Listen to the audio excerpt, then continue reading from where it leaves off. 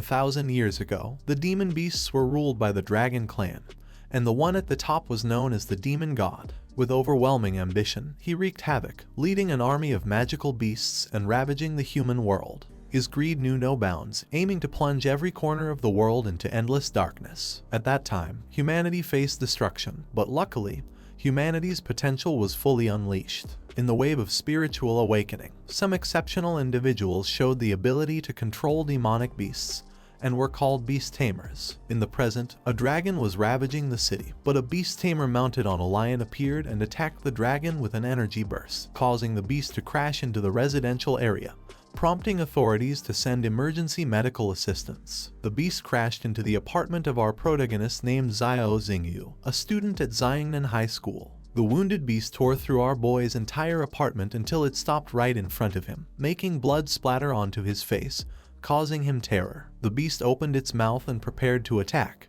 and Xingyu was paralyzed with fear. But at that moment, someone chanted a spell and summoned a flame that struck the dragon, killing it instantly. Xingyu began rubbing his eyes, and once he opened them, he saw Su Ryuan, the headmaster of Qinglong Academy, who dismounted from her beast and apologized for the inconvenience. Then she handed him the academy's card saying they would take care of repairing the damage caused to his house and offer compensation. After handing over the card, she said goodbye to him, and she and her team flew away. While Xingyu was looking at the card, he remembered that in this world everyone dreamed of becoming beast tamers, and of course this was also a desire he had.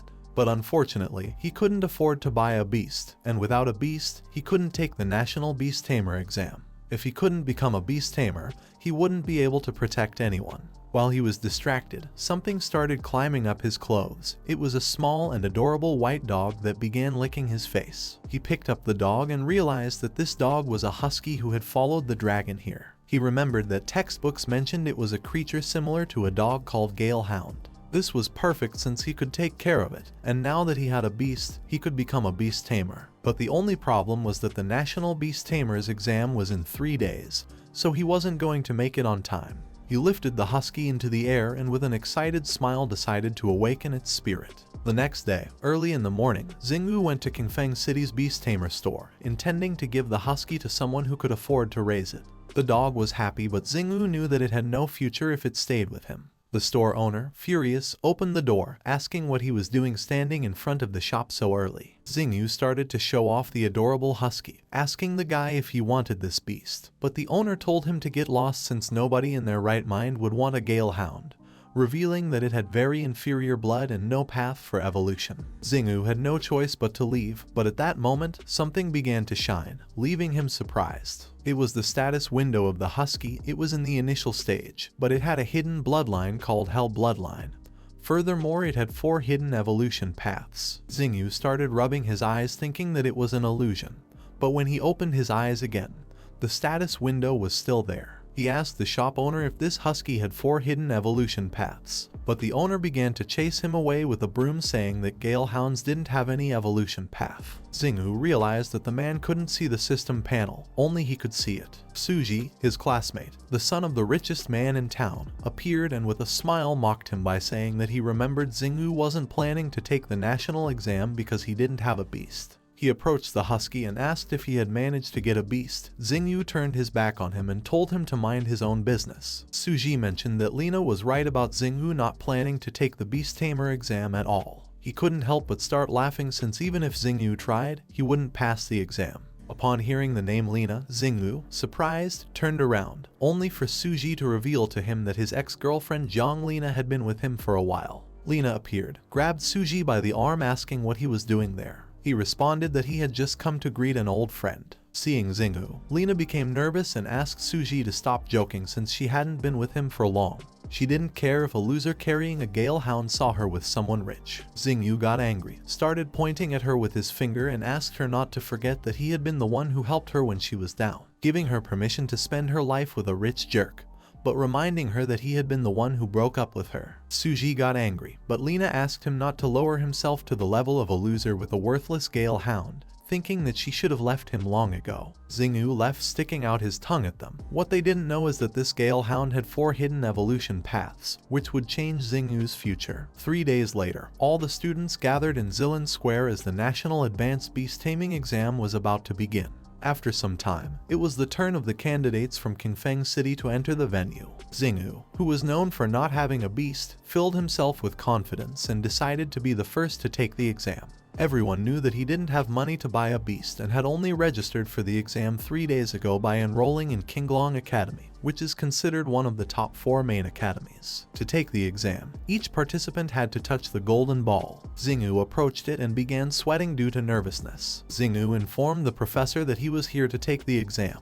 Chen Qinyan, the admissions professor of Qinglong Academy, took off his hat asking if he was Xiao Xingyu, to which he replied that he was. Chen Qinyan's gaze fixed on our boy since he was the only Qingfeng student applying to their academy. Suji appeared, mocking Xingyu, asking if he didn't know his own limits, mentioning that in the last 5 years, only 8 students from Qingfeng City had dared to apply to the Qinglong Academy. With an evil smile, he revealed that none had managed to pass. He took out a sheet of paper and swore that if Xingyu managed to pass the exam and enter the academy, he would kneel down and call him dad. In response, Xingyu asked him to clear his throat and get ready to call him dad. Upon seeing his attitude, Suji got angry. Xingyu turned around and asked the teacher if he could start the test. Chen Qinyan took out a sheet and made one thing very clear. The entrance exam for Qinglong Academy was tough. Xingyu had not chosen any backup option, so if he failed this exam, he would never be able to apply to another Beast Tamers Academy. Everyone started laughing since the minimum spirit power score to pass the academy exam was 800, so there was no way a loser like him could reach that. And for this reason, everyone was applying to ordinary beast tamer schools. Xingyu paid no attention and told the teacher that he was ready to begin.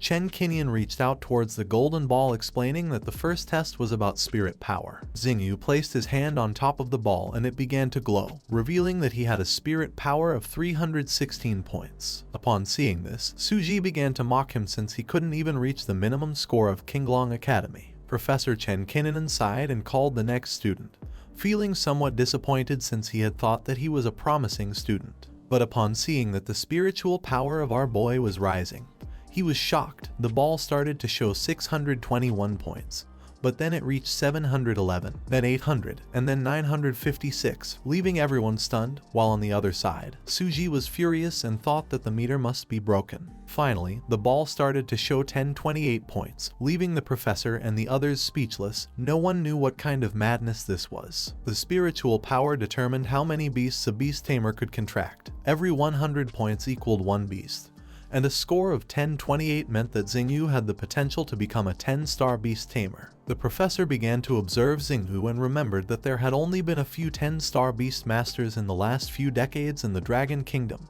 Realizing that the Dragon Kingdom had found a genius, he took out Xingyu's registration form and revealed to everyone that he had a spiritual power of 1028 points. A proud smile appeared on the face of RMC, making Suji and Lena start to feel jealous. Last year, Yi Ningxuang, the genius girl, had obtained a score of 1030 points. No one expected our boy to be so strong, being only 2 points below her. Suji asked Xingyu not to celebrate victory so early since the exam had 2 parts. Lena started pointing at him with her finger, firmly believing that he was not going to pass the beast bloodline quality test. Just before the professor could prepare the next test, the technician appeared and started whispering in his ear, explaining that there had been a small error with the spiritual power meter, revealing that Xingyu's actual score was 1032 points, being 2 points higher than Yi Ningxuang's. The professor did not lose his composure and decided to keep the malfunction of the machine a secret, asking the man not to make it public. The man started touching his cap and affirmed positively. A while later, they went to do the second test, which consisted of checking the bloodline quality of the beast. All the students formed a circle around Xingyu. The teacher gave our boy the order to summon his beast. With a smile, he clenched his fist, making a mark appear on his hand. Then, he extended his hand towards the mark that was on the ground and asked his beast, Black Fang, to come out, causing its feet to start manifesting. Powerful flames appeared around the beast, and upon witnessing this, Suji, Lena, and the others were left speechless. But once the flames disappeared, Husky appeared, who was sleeping like a log. Everyone was somewhat disappointed to see that Xingyu's beast was a Gale Hound, the lowest grade beast in terms of bloodline quality. They couldn't believe that there were still people who made contracts with Gale Hounds as their beasts. The professor put his hand on top of his head as he was disappointed. Besides the spiritual power, the bloodline quality was also an important factor that limited the future development of a beast tamer, and now it was clear that Xingyu's beast had poor bloodline quality. He apologized to Xingyu, and just when he was about to say that his beast had a poor bloodline quality, one of the students asked him to wait since the beast wasn't entirely a Gale Hound. The ears of Husky started to grow and its eyes began to shine, making a red cross appear on its forehead. The once small Gale Hound now transformed into a powerful beast, leaving everyone somewhat confused since the Gale Hounds did not have an evolution path. The status window of Husky appeared above its head. Now it was called Hellwing Wolf. It was in the initial form of the first stage, and had the Hell's epic bloodline. The professor approached Husky and using the device started to scan it, wondering if this beast was a second stage evolution. A smile appeared on the professor's face, and his gaze fixed on Xingyu, realizing that our boy was something special. It got dark, and with this, Xingyu passed the exam and entered Qinglong Academy. Without making a sound, Lina and Suji turned their backs on him and prepared to flee. They couldn't believe that he had managed to pass the exam. But as expected, our boy was not going to let this happen. He called Suji's attention, asking where he was planning to go and if he wasn't going to say goodbye to his dad. When Suji turned around, he saw the enormous Black Fang standing behind Xingyu. Suji lost his composure, started pointing at our boy with his finger and asked him not to be so arrogant, that he wasn't going to call him dad, asking what he was going to do about it. Xingyu started staring at him intently and called Black Fang. Suji realized that something bad was going to happen, and when he turned around it was already too late. With a murderous gaze, Black Fang placed its paw on Suji's back, making him kneel on the ground. Xingyu approached, asking if he could talk now. Suji clenched his teeth and with no other option, called Xingyu dad. Our boy turned his back on him and said that he didn't have a son like him, giving him the order to get lost. Lina decided to take advantage of this situation. She appeared in front of our boy, and with a kind smile explained that during these last 2.5 years, she had developed deep feelings for him, asking if there was a possibility that they could be together again. Obviously, Xingyu was not going to fall into the trap again. With a cold attitude, he turned his back on her and refused since he wasn't going back to the past. Lina fell to her knees on the ground and began to beg, admitting that she was wrong. After a few hours, Xingyu arrived in the city and took out his mobile phone to tell his sister the good news of having entered Qinglong Academy. But once he called his sister, the only thing that was heard were screams, indicating to our boy that something was wrong. At the same time, in Qingfeng City's outskirts, more precisely at the farmer's market, a horde of monsters invaded the area, destroying and creating chaos everywhere, causing everyone to start fleeing for their lives. Among the crowd, someone began asking if anyone had seen their child. Someone hugged a little girl who was crying. It was a woman with white hair who was hiding behind some rubble. She began to comfort the girl, asking her not to be afraid. She thought she was safe, but no, since a stinger full of venom appeared behind them. The woman noticed this and thought that this was not good. Once she looked back, she saw a huge scorpion right above them, drooling and ready to attack. Xingyu panicked and arrived at the farmer's market where he saw many people running for their lives. He didn't know what was happening here. In front of him there was only destruction, beasts destroying everything in their path, and humans fleeing.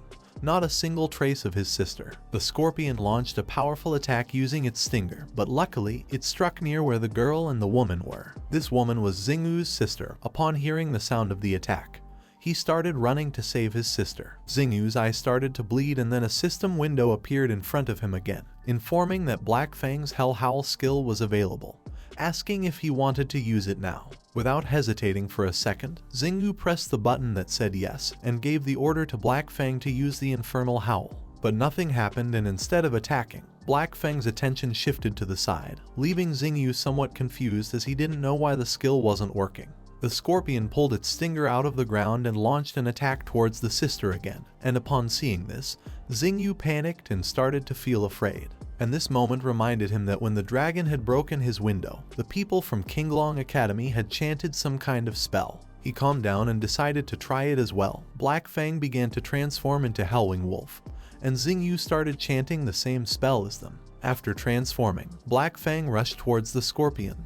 Xingyu extended his hand and gave the order to use Hell Howl. Black Fang opened its mouth, making a ball of energy appear. After charging the attack, it launched a powerful burst towards the scorpion, destroying its body in half and saving the sister and the girl. The lifeless body of the beast fell to the ground, and Xingyu couldn't believe that he had defeated it, realizing that this was the true power of a beast tamer. He began to worry upon remembering that his sister was still near the monster. Quickly he rushed towards the area, and found his sister hugging the little girl, asking if she was okay. Upon seeing that she was not injured, Xingyu felt relieved. But the sister, astonished and confused, grabbed him by the shoulders and asked how he had done this. Xingyu grabbed his sister's hand and with a smile revealed that he was now a beast tamer and had entered the Qinglong Academy. While they were talking, Black Fang pounced on our boy and started licking his hand, and he explained to his sister that this was his contracted beast. Black Fang was very happy and Xingyu introduced it as the Hellstorm Wolf, called Black Fang. The people who were previously running for their lives from the monster turned around, asking if the monster was really dead. With a confident smile, Xingyu confirmed it, and the sister said that it must be dead. A woman appeared and thanked them for having saved her daughter. The daughter, with tears in her eyes, began to approach her mother to give her a hug, asking where she had gone. At the same time, Xingyu and the sister approached the scorpion's corpse, and at that moment, a crystal began to emerge from the corpse, and they decided to go see it. The crystal fell to the ground and a status window appeared. It was an initial stage monster core with the poison attribute, and it could increase the poison attribute by 5 points and could grant 10 XP points. Xingyu took the core and gave it to Black Fang to eat, since even if it was a poison attribute core in its initial stage, even the smallest gain could help Black Fang evolve. He turned around and announced that the monster was dead, so everyone could be at ease. The people gathered around our boy, praising him as a true hero for having saved them. Even the girl he had saved before appeared and said that she also wanted to become a beast tamer like him. Xingyu began to stroke the girl's head, saying that he believed she was going to become an amazing beast tamer. Once it got dark, Xingyu returned to his apartment where the hole in the wall was still there, and he fell asleep. At that moment, the sister appeared. She started staring at him intently and remained silent, her gaze fixed on the blue dragon mark that our boy had on his back. She left the room and made a call informing that the curse of the dragon rune was still in place, and the seal over the essence of the Dragon King remained intact. She was somewhat confused since she didn't know why Xingyu could still form a contract with a beast. The other person mentioned that this must be a matter of fate,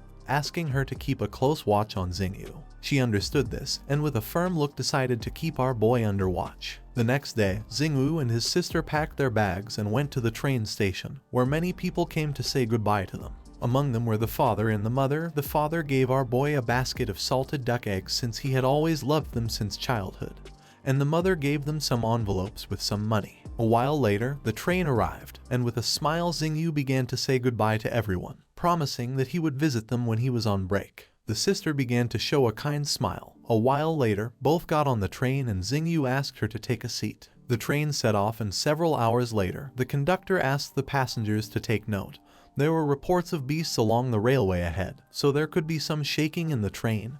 This caught Xingyu and his sister's attention. Luckily, the train successfully passed through the dangerous section and was now on a bridge, about to enter a tunnel. Xingyu felt happy that they had managed to get through the dangerous section, being very close to Longyan City. The sister remembered that he was soon going to start school, so she asked him to study hard. But at that moment, the whole train started to shake, causing Xingyu to go on alert. The conductor revealed that a group of beasts known as three-eyed giant monkeys had been sighted further ahead, asking them to protect themselves and their belongings. Xingyu became enraged as he knew this was not good, and all the other passengers began to feel afraid since they were being attacked despite having passed through the dangerous section. The beasts climbed onto the roof of the train and began to hit it forcefully, slowly breaking it and increasing the panic. No one knew what to do now, nor did they know how they were going to face such powerful beasts. A giant monkey broke the roof of the train and entered inside, causing panic. Xingyu asked his sister to hide and not come out. She was somewhat confused and asked what he was going to do. Xingyu turned his back on her, and she fell to her knees on the ground, begging him not to go. The giant monkey leaped and prepared to attack our boy, but a golden fox appeared and using its tail, struck the monster in the face. Someone asked our MC if he was just going to stand there watching, leaving him speechless. The three-tailed fox belonged to the beast master named Qin Yanren, daughter of the president of the Sky Guild. She put her hand in front of him and told him to step back if he didn't want to die. She started to spin the spear, pointed it at the giant monkey and gave the order to the fox to use the thunder flash. Electricity appeared around its body, and it started running towards the monkey. Xingyu was in shock. The beast's status window appeared. It was a three-tailed thunder fox of level 3. with an epic quality bloodline. The ability Thunder Flash allowed this beast to dash to dodge attacks and strike the enemy with lightning damage. Upon seeing the three-tailed Thunder Fox and the spear, he finally realized who she was. The fox and Qin Yanren prepared to attack, and people thought they were saved. A smile appeared on Xingyu's face, but then another giant monkey broke through the roof of the train and entered the carriage. Xingyu turned around and asked everyone to evacuate the train. Several more giant monkeys entered the wagon and started destroying everything. These monsters were social creatures, but for some strange reason they were now furious. Xingyu extended his hand towards Black Fang and gave it the order to go since he wanted to assist the beast master. Qin Yanren stabbed the spear into the monster's back, ending its life, but she didn't know why there were so many beasts. And while she was distracted, two more beasts appeared and tried to attack her from behind, and our boy warned her by asking her to be careful. Black Fang transformed and Xingyu, who had no plans to stand idly by, used the ability called Inferno Bind, chaining the beasts so they couldn't escape. In the blink of an eye, he defeated the three beasts, and Qin Yanren approached him asking if he was also a beast master. She took the fox in her arms and with a smile thanked our MC for having saved her earlier. He responded that there was no need to give thanks since any beast master would have done the same in that situation. He paid a little attention and realized that something bad was happening to her beast. The status window of the beast appeared. It was depressed and lethargic, a result of post-battle trauma. The system even showed our boy the treatment. Xingyu asked her if lately her beast was getting too excited in battle but then became lethargic afterward, even showing signs of self-harm. Qin Yanren was somewhat surprised as this was true, asking how he knew this. Xingyu started touching his cheek and explained that her beast was suffering from post-battle trauma. He had read about this condition in the Beast Tamer's Guide to Ailments, where it mentioned that thunder foxes were very susceptible. Deep down, he couldn't tell her exactly that he could see the status of her beast. In return, as a form of gratitude, she gave him a pat on the back. Now she understood why her beast called Xiao hadn't been smiling lately, deciding to take it to be treated immediately. She put her hand on our MC's shoulder and decided that he was going to be her little brother from now on. While the two of them were talking, Xingyu's sister appeared and started staring at them intently. She stood between the two of them and with a forced smile mentioned that he wasn't just anyone's little brother. Then she grabbed our boy's arm and said that he was her little brother. Qin Yanren started staring at her intently and decided not to stand idly by. She grabbed Xingyu by the arm and pulled him away from his sister. The sister grabbed him by the arm again and Qin Yanren said that from now on he was also her little brother. Both started fighting each other, and they began pulling on Xingyu with such force that he felt like he was going to break in half. After a few hours, they arrived at the central plaza of the Azure Dragon Academy, where there were a lot of students gathered. One of the professors welcomed everyone to the Azure Dragon Academy, and on the stage were also Vice Principal Wang Dingsheng and Dean of Education Lin Kang. Everyone had to be patient until the principal arrived. After getting off the train, Xingyu said goodbye to Sister Qin and managed to enroll in the academy without too many problems. A powerful white lion began to roar in the sky. Everyone became happy upon recognizing the purple flame lion of Principal Su. The Principal Su, who was mounted on top of the lion, flew over them. The lion flapped its wings forcefully and landed in front of everyone. Once she got off the lion, the professor approached her and asked her to say a few words to the new students. Xingyu was in shock since she was the same woman who had fought against the Shadow Demon Dragon before. He did not expect at all that she would be the principal of the Azure Dragon Academy. Su took the mic and first congratulated all the students for having enrolled in the academy. But she made one thing very clear: it didn't matter if they were from an influential family or came from humble origins. With a serious look, she made it clear that in the academy everyone was going to follow her rules, especially rule number 8. None of the new students knew about rule number 8. The Principal Su extended her hand to one side and explained that if conflicts arose between students, no matter who was right or wrong, the dispute had to be resolved through a duel in the ring and the loser had to apologize to the winner. Xingyu got serious because although Rule 8 seemed to be strict, it was the best, since in this way influential families could not intimidate others or abuse their power,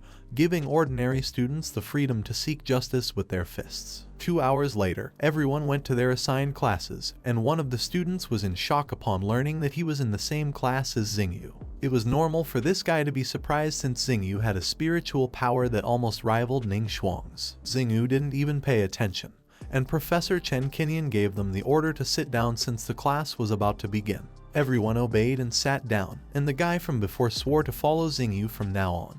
The teacher started writing on the board and asked for silence. Then he turned around and announced that he was their homeroom teacher, hoping that everyone would gain something valuable from their time at the academy. He asked everyone to open the Beast Companion Guide as it was time to start with the theory. You see, the strength of a Beast Companion was primarily determined by two factors, the first being the evolutionary stage. The currently known evolutionary stages, from lowest to highest, included initial form, mature form, complete form, transcendent form, and Beast King form. The second factor was the quality of the beast's bloodline, the documented bloodlines being classified from low to high quality, and the higher quality bloodlines naturally exerted a suppressive effect on the inferior ones. Additionally, the attributes of beast companions could create an attribute suppression effect. For example, the 5 common elemental attributes, metal, wood, water, fire, and earth, follow a cycle of mutual suppression.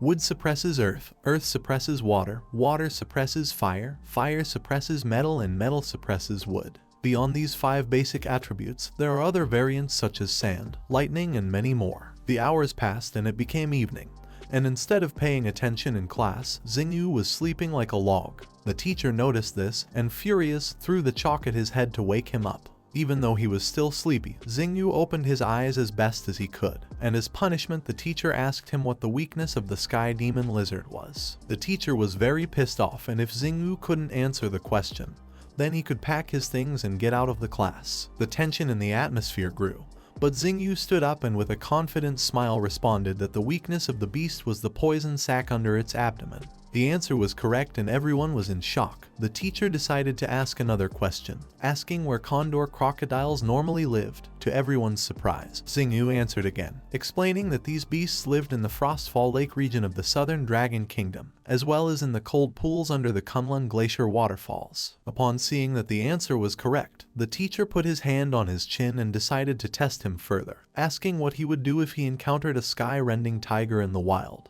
Xingyu responded that he would bite his identification card and find a shady place to lie down. This answer left both the teacher and the students somewhat confused, but Xingyu furthermore explained that the reason behind this was that the sky-rending tiger was a king beast of the mutated beast form, so only a level 6 or higher beast master could have a chance against it. And if they, some beginner beast masters, encountered this beast in the wild, they would be as good as dead. And for this reason he would put his ID in his mouth to make it easier for his family to identify his body. And he would also try to find a shady place to prevent the body from decomposing too quickly. Upon hearing this response, at first the professor got angry, but then he hit the table giving it the highest score. The truth was that he was asking questions from later chapters. Xingyu took out 3 books and revealed that he had already studied the rest of the material, leaving the other students in shock who didn't know how they were going to keep up with a monstrous prodigy like him. The teacher asked the class to continue with the self-study, and as for our boy, he asked him to come with him. Xingyu left the class with the professor and apologized, promising that he would not fall asleep in class again. But the professor mentioned that it wasn't about that. He put his hand on his chin and added that Xingyu had mastered the entire semester's theoretical content in less than half a class. Xingyu complimented the professor by saying that it was all thanks to his teachings, but the professor got angry and asked him to cut the compliments. Now that our boy had completed the theoretical section, it was time for him to dive into more advanced material. He handed him a card that was the pass to the Academy's library. With this pass, he was free to come and go in the library and borrow any book for free. Xingyu took the pass and was speechless. The professor put his hand on his shoulder and gave him permission to go since he had nothing more to teach him. Xingyu went to the library, which was almost empty, and after finding a book to his liking, he sat in a corner on the floor and began to read. He was reading books that would help him make Black Fang stronger. But the calm didn't last long since Wang Yan, the son of Vice Principal Wang Dingsheng, entered the library along with his subordinates, announcing that today the academy belonged to him, giving everyone the order to leave. All the students who were in the library at that moment started running towards the exit, while on the other hand, Xingyu paid no attention. Wang Yan started to approach 3 girls and asked them to stay to keep him company while he studied. The girls began to feel very scared and begged him to let them go. This upset Xingyu, who closed the book and threw it at Wang Yan's head, asking him to shut up. Wang Yan, somewhat furious and confused, asked who was the responsible. His subordinate began to point at Xingyu with his finger, revealing that he was the one disrespecting him. Xingyu stood in front of the girls, and upon seeing that Wang Yan was harassing them, he thought that he had no shame. In response, Wang Yan asked who did he think he was, acting like a hero. One of the girls, scared, advised him to leave and not get involved with this guy, since he was the son of Vice Principal Wang Dingsheng. They, mere commoners, could not afford to mess with him. Our MC finally understood why this bastard was so arrogant, and Wang Yan was proud that he had understood it. He understood that Xingyu knew what was convenient for him, so he gave a thumbs down and asked him to kneel and apologize. But obviously Xingyu wasn't going to do this. Without hesitating for a second, our boy gave him a strong kick in the balls, making the guy start to feel intense pain. The arrogant Wang Yan fell to the ground and began to writhe in pain. His subordinates approached asking if he was okay. With his body trembling, he started pointing at the ceiling with his finger, asking Xingyu if he knew who he was. He forcefully hit the ground and swore not to let him leave this library alive for having messed with someone like him. While Wang Yang was writhing in pain, he decided to take revenge by showing our boy who really ruled at the Qinglong Academy. Someone entered the library upon hearing Wang Yang's arrogant tone. It was Principal Su, who had come along with the professor. She was somewhat surprised as she did not know that the academy was under Wang Yang's control. He was confused since he couldn't believe that she had found out so quickly. Su didn't take long to understand the situation and explained that because the two of them had a conflict, they should handle it according to Article 8 of the school regulations. If the students had a conflict, regardless of who was right or not, it had to be resolved through a duel in the ring, and the losing party had to apologize to the winner. They went to the square arena and everyone was anxious for the fight to begin, and many thought that Wang Yang was going to be the winner since his beast was a legendary quality 6-clawed sky-splitting leopard. Nobody believed that our boy was going to win. He simply started to show a confident smile. The professor was also observing the combat and hoped that Xingyu would not disappoint him. Both of them stepped into the arena and the referee announced that the fight was about to begin. Wang Yang shook our boy's hand and decided to let him know what happens when someone goes against him. Xingyu started to smile and mocked him by saying that he would eagerly wait for his apology, making Wang Tang furious. The combat officially began. Wang Tang placed his hand on the ground and summoned his ice leopard. This beast was terrifying. It had sharp claws and sharp teeth. Xingyu activated his ability, causing his eyes to start bleeding. But thanks to this he could see the stats of the beast. It was in the initial stage. It had two talents. The first, called Profound Ice Freeze. Any attack would add a certain amount of freezing damage, reducing the enemy's movement speed and attack speed by 30%. The second talent was called Shattering Cold, which was an ice sphere that locked onto a target and exploded, creating ice blades that caused area damage. Our boy started to get a little scared as he realized that this was a dual attribute beast. But then he calmed down and decided it was time to take the stage, invoking the Black Edge. Some realized that Xingyu's beast was very dominant, and in terms of appearance, Wang Tang's beast was totally defeated. In the VIP seating room, Principal Su was watching the fight. She had never seen a beast like our boy's before, realizing that it was an evolved version of the Gale Hound. Her mind filled with confusion and many questions, as the Gale Hound had always been known as a useless beast without an evolution path, wondering how Xingyu had done it. Back in the arena, Wang Tang became enraged upon realizing that Xingyu was only trying to get attention, and thought it was time to teach him a good lesson. He gave the order to his beast to use the ice-tearing claw. The beast launched icicles. Upon seeing this, Xingyu gave Black Fang the order to use the serpentine movement. Black Fang started moving from side to side and dodged the attacks without much effort, but the leopard took advantage of this to get closer and delivered several blows. Now Black Fang was quite injured and with its body trembling.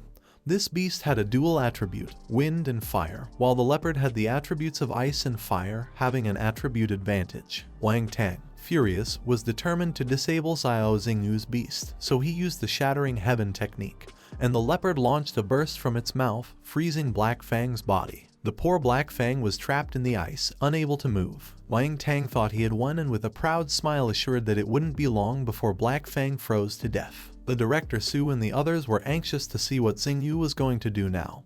He simply began to show a confident smile, then extended his hand and gave the order to Black Fang to use the Rift Fang. The body of Black Fang began to transform into shadow, until suddenly, it disappeared. This was the dark attribute, and the teachers were somewhat surprised to see that the Hellgale Wolf truly had a third attribute. Wang Tang started to search in all directions, without realizing that a magic circle had appeared under his body. Black Fang had transformed into a shadow, and for this reason the ice could not trap it. Black Fang appeared behind him and prepared to attack. But just then, the leopard intervened and blocked the attack, saving Wang Tang by a hair's breadth, who knew that if he had been hit, he would now be injured. Black Fang landed behind Xingwu and he decided to show their true strength, commanding it to use the Silent Claw ability. Black Fang transformed into a shadow again and started attacking the leopard, not giving it a chance to counterattack. Silent Claw was a dark attribute ability. Upon hitting the opponent, it caused a silence effect for 3 seconds. Xingyu decided it was time to end this fight with the skill Hell Howl. Black Fang began charging a ball in its mouth and launched a powerful blast towards the leopard, defeating it instantly. The referee raised Xingyu's hand and announced him as the winner, leaving everyone impressed since no one expected this result. Meanwhile, on the other side, Wang Tang fell to his knees thinking that this was impossible. Xingyu approached him, reminding him that he had lost, and then Director Su appeared, mentioning that according to the school rules, Wang Tang had to apologize. With a piercing expression, she said it was time to put an end to this farce. Wang Tang was furious, but he had no other choice, so he lowered his head before our boy and apologized. Director Su began to praise Xingyu for having performed well during the match.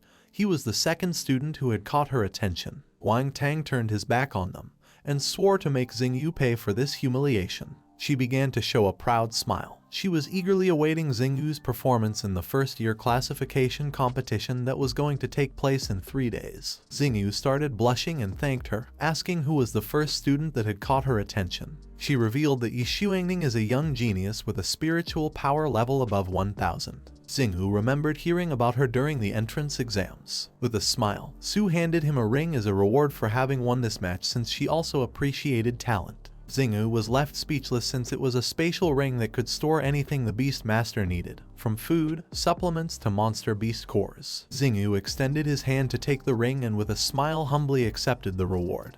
He took the ring and thanked her from the bottom of his heart. After a few hours, the classes ended and Xingyu left the academy, and while the leaves were blowing in the wind, he decided to hurry home since his sister must be waiting. Once our boy turned the corner, a little girl with blue hair bumped into him, leaving him somewhat confused, as he did not know where she had come from. The girl put her hand on her head and started to feel dizzy. Xingyu grabbed her by the shoulders and asked if she was okay, to which she responded affirmatively. He bent down, began to stroke her head and with a worried gaze asked her to be careful next time and suggested she get home safe and sound. The girl was paralyzed for a second, until she ran to hug our boy, explaining that she had nowhere to go, asking him to take her with him. Xingyu's mind filled with confusion since this was something he did not expect. While the sun was setting, Xingyu went to his family's bedroom and his sister mentioned that this was her first day moving to Longyan City. Xingyu took the girl he had found in front of the academy home, and upon seeing this, his sister got angry, grabbed him by the ear, and started scolding him, asking how he had dared to kidnap a child. Xingyu was even more confused than before while on the other side, the girl remained silently watching, anxious to see if our boy could convince his sister. The sister hit him, causing several bumps on his head. He got angry and asked her to wait and listen since he wanted to explain, but she got even angrier saying there was nothing to explain. A while later, Xingyu finally convinced his sister to listen and explained everything that had happened. The girl and the sister sat on the sofa. Xingyu extended his hand and mentioned that Shiming was afraid of beasts, which made her unfit to become a beast master, and she had run away from home because her family mistreated her. He began to show a finger and explained that he had brought her here to help her overcome her fear of beasts. Shiming began to hug Ryuxu and while she was crying, she asked her to let her stay since she did not want to go back home. Ryuxu began to feel sorry and decided to let her stay. Shiming started crying even more and Ryuxu gave her a hug, and her expression was filled with seriousness. She asked Xingyu to remember never to choose a woman from the Yi family. Our boy's mind was filled with questions, but even so, he nodded. That same afternoon, at the Azure Dragon Academy, the students gathered to take the attack test. Among them was also Xingyu. He began to remember what his sister had told him and did not know why she had mentioned the Yi family suddenly. Our boy was thinking out loud. One of his companions approached and asked what he was talking about, reminding him that Instructor Chen had said that today's lesson was about positioning on the battlefield, asking if he knew what this was. At the beginning, Xingyu was terrified, but then he turned around and nervously began to show a forced smile, explaining that Beast Masters focused on teamwork in battle, with different roles and different positioning. Among the roles there was shooter, beasts with long-distance attacks, capable of inflicting frequent damage from afar. Mage, beasts with large-scale control abilities, useful for causing massive damage in group battles. Tank, beast with strong defense and healing abilities, serving as shields for the team. Assassins, beasts with high mobility and finishing power, responsible for eliminating low health enemies. And support, beasts with enhancement abilities, boosting the team's skills. The boy was surprised and finally understood it and asked Xingyu what position would suit his storm butterfly. But the professor approached, and pointing at him with his finger, he gave Xingyu the order not to speak during class. Then, with a serious expression, he asked everyone to summon their beasts in student identification order to undergo each evaluation, as this was going to determine the positioning of each of the students on the battlefield. Xingyu summoned his beast and was assigned to the position of Mage, as it excelled in large-scale water attacks. Then, it was Xingyu's turn. With a smile he stepped forward, and the teacher informed him that the first test was of attack power, asking if he was ready. Xingyu remained silent for several seconds, until he activated the mark on his hand and summoned Black Fang. And once his beast appeared, he gave it the order to use Hell Howl, and Black Fang unleashed a powerful blast toward the meter, causing a critical hit effect with triple damage. The meter started to show 6,371 points. Everyone was in shock upon seeing that Xingyu had managed to do triple damage, when most couldn't even reach 1.5. Usually, the special attack damage of the initial beasts ranged between 500 and 1500. The professor could not believe that the Hellstorm Wolf had landed a triple critical hit for more than 2,000 points. Now that the attack test had ended, Xingyu assumed that he was going to fit into the role of assassin. But the professor started staring at him intently and asked him to keep going. He wanted to see how far our boy's potential could go. In the range test, Xingyu gave the order to Black Fang again to use Hellfire, and it launched another powerful burst against a tree in the distance, burning it in an instant. Xingyu was amazed to see that our boy's attack had a range of 800 meters, advising him to better take on the role of shooter. In the defense test, several attacks were launched towards Black Fang, but a shield appeared around its body, blocking the attacks. Even the extraordinary beast of Professor Chen, Ice Armor Turtle, could not break the shield. In the test control, Black Fang used the Hellbind technique, chaining some trees. Later, the buff test arrived, and using a data analysis simulation device, the instructor mentioned that any beast within 10 meters of Hellstorm Wolf would gain a 30% increase in combat, along with a 10% boost in attack speed and movement. Xingyu asked the instructor what Xingyu's position on the battlefield was since he could fit into any role. Everyone was impressed, but the professor revealed that there was a special position that suited Xingyu, known as All-Rounder. Everyone was somewhat confused, so they asked the instructor what the All-Rounder title was. Chen began to raise a finger and explained that if a tamer's beasts excelled in all positions, then that tamer will earn the title of All-Rounder. He couldn't help but smile since it was very clear that Xingyu was the only all-rounder in their class. Upon hearing this, a smile appeared on our boy's face. Excited, the other students approached him asking how he was so amazing. Xingyu blushed, and while touching his head, said that it wasn't such a big deal. But Professor Chen called everyone's attention, asking them not to get too excited since although it was rare, all-rounders were not unheard of. The first year data was still incomplete, but so far, Xingyu was the only all-rounder in the class. However, in the second year there were Yi Xuanning and Han Tianjun, and in the third year there were Murong Qingyang and Lai Xuancheng. He advised everyone to keep working hard. His students began to show a smile. Later, Xingyu left the academy and started walking down a street. He was happy and decided to go buy some nutrient boosters to prepare for the freshman ranking competition. But just then, a group of men appeared in front, asking where he was planning to go. Somewhat annoyed, Xingyu asked them who they were. With a smug smile, the leader asked our boy if he hadn't heard of the Black Tiger Guild, mentioning that our boy seemed to be looking for trouble. And among the group was Wang Tang, who began pointing at Xingyu with his finger and with a smile suggested to President Lei not to waste his words on him and to break one of his legs to see if he dared to keep acting cocky. President Lei and his men started approaching our boy, saying that his luck had run out. Xingyu noticed that the men had star insignias on their clothing, indicating that they were 3- and 4-star beast masters. He asked them if it wasn't too excessive to bully a 1-star beast master like him. Wang Tang, furious, responded that as a bully he could do whatever he wanted and Xingyu couldn't do anything about it. President Lei asked him to calm down since they were going to take care of Xingyu.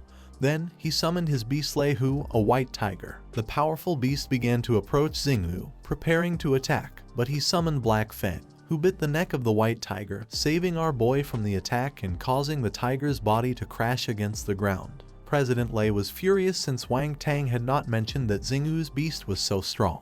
Black Fang and the White Tiger started fighting, and even though our beast was in a mature stage, it could face off against the Thunder Tiger of extraordinary stage as if nothing. President Lei was not going to let this happen.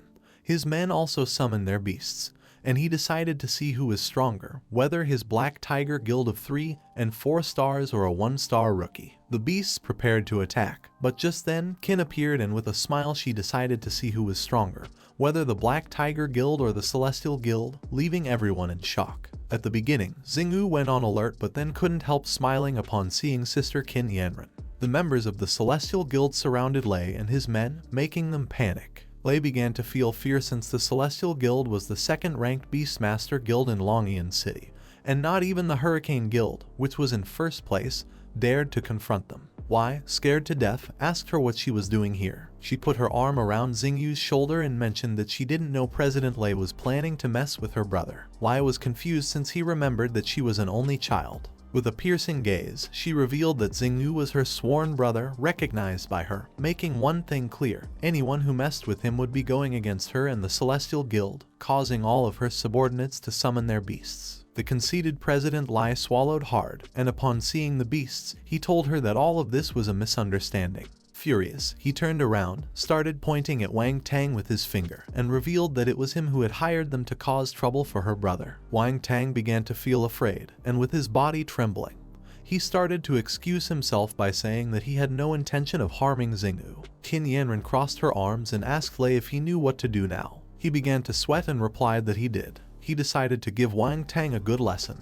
and his men started beating him up. Wang Tang was somewhat confused since he had been the one who had hired them. Qin Yanren and Xingu went to the Celestial Guild headquarters, and she asked him how he had gotten into trouble with those people. He explained that he was just buying beast nutrient boosters when suddenly those guys showed up. Qin Yanren mentioned that he could ask her for nutrient boosters since the Celestial Guild took care of that. She raised a finger and started to smile. If our boy needed supplements, then he could tell her because she could give them to him for free. Xingu was astonished to see how generous she was. She began to present all the facilities of the building. The training facility of the Celestial Guild was equipped with top-of-the-line training equipment to improve the skills of the Beast Masters. They also had an area that was the recreation zone where the Beast Masters could relax after missions, with amenities like golf and saunas. Next, it was the conference room where they held meetings for important missions and for detailed strategy designs. They also had a medical wing, fully equipped with advanced medical technology, and a wide range of medicinal herbs. Pointing at our boy with her finger, she said that their Beast Masters doctors were highly qualified and provided the most advanced medical care for injured beasts. Xingu was somewhat astonished, grabbed Qin Yanren by the shoulders, and asked her if he could join the Celestial Guild as a Beastmaster doctor. She started to think, and just before she could respond, someone intervened. It was Liu Yu, vice president of the Celestial Guild. She said no and asked our boy who he was and how he had gotten here. Judging by his age and experience, it was a joke for him to act as the doctor of the Celestial Guild. Qin Yanren told her aunt that Xingu was her sworn brother. He was the one she had spoken about and the one who had helped her subdue the three-eyed giant monkey on the train. But just then, a man burst into the room. Nervous, he began to shout, informing Vice President Liu that they had received several severely injured beasts in the medical wing.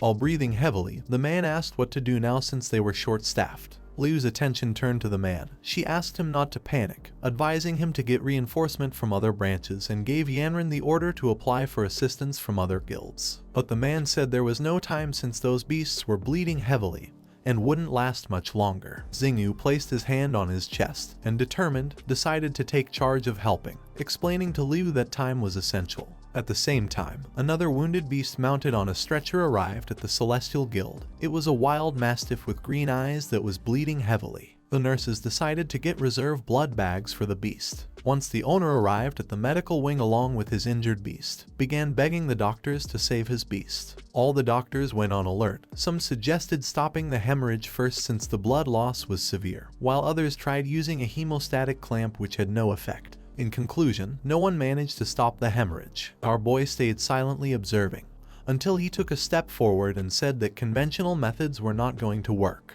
He began staring intently at the wounded beast, causing its status window to appear. Thanks to this, he was able to see the vital points of the beast. This was a Beast King level creature and had a wound caused by a golden needle venomous bee king, resulting in trauma similar to a puncture. The wound was large and covered with bright green mucus, which prevented it from healing. Xingyu revealed to everyone the cause of the wound and mentioned that the green glowing mucus was a unique toxin, which made the wound impossible to heal. With a confident expression, Xingyu said that he knew how to stop the beast's bleeding, but he was not sure if the owner would trust him. The owner, who was in panic, was at a point where he had no other option but to trust him, begging him to help his beast stop the bleeding. Our protagonist gave the doctors instructions to prepare the medicine. They were in shock since the ingredients he had mentioned contained variable levels of toxicity, which was going to make the wound worse. But Xingyu stood firm and ordered them to follow his recipe immediately, or they were going to miss the best moment to treat the beast, revealing that this wild green-eyed mastiff was going to die without the medicine. The doctors, who had no other choice, ran out to prepare the medicine. 5 minutes later, one of the doctors, exhausted, brought the medicine. Xingyu put on the gloves, took the bottle and very carefully opened the cap, and then using his finger began to cover the edges of the wound with the liquid. Once the medicine started to take effect, the beast began to scream in pain, leaving Xingyu and the owner in shock. But then, the wound began to heal, successfully stopping the bleeding. The owner started crying upon seeing that his beast was going to be fine. Xingyu began taking off his gloves and asked Vice President Liu what she thought about his performance. Liu extended her hand toward him and said that his performance had far exceeded her expectations, apologizing for being grotesque earlier, and formally inviting him to join the Celestial Guild as a specially designated alchemist. Xingyu shook her hand and felt honored. After a few hours, he went to his house, where his sister, while holding a report, got angry upon seeing that he had returned home late because he had been signing a contract with the Celestial Guild to become a specially designated alchemist. Xingyu couldn't help but feel afraid. The sister turned around and was somewhat disappointed to see that Xingyu had found a spiritual sister and had forgotten about his real sister. Xingyu panicked, explaining that it was not true. But then the girl who was holding a pillow appeared and asked Xingyu if a specially assigned alchemist was something to eat. Our boy explained that now he would have a salary and this weekend they were going to go to a banquet. Xingyu and the girl raised their fists and got very excited. The scene changed to Wang Tang's room, who was now lying on his bed with his leg in a cast. He was furious and swore never to leave Xingyu alone until he got revenge. Then his father, who was disappointed, appeared and called him a useless failure. Wang Tang started crying because his father was not defending him. Despite being the son of the vice president, Wang Tang had lost to a clown from a remote city in the arena, not only dishonoring himself but the entire Wang family. Wang Tang began to cry even more and begged his father to stop yelling at him, explaining that somehow Xingyu had bonded with beasts of 3 different attributes. He got angry when he remembered that Xingyu had the support of the Celestial Guild, so he was not going to have any chance to regain his honor. The father sat on the bed next to his son and said that the Celestial Guild was someone the Wang family could not afford to offend.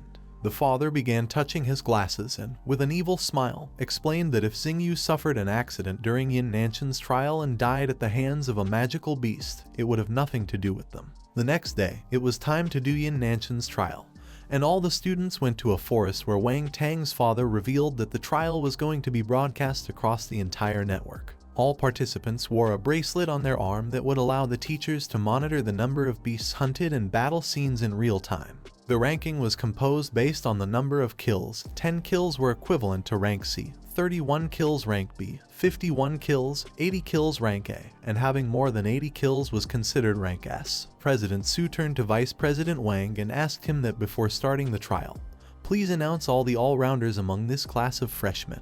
He closed his eyes and nodded his head. Some students had heard that Yining had obtained first place in last year's trial. Wang revealed that after the positioning evaluation test, there were 3 all-rounders among the freshman class. In Class 1 were Mu Rong Yangshu, the eldest of the Mu Rong family, and Mu Rong Xinxing.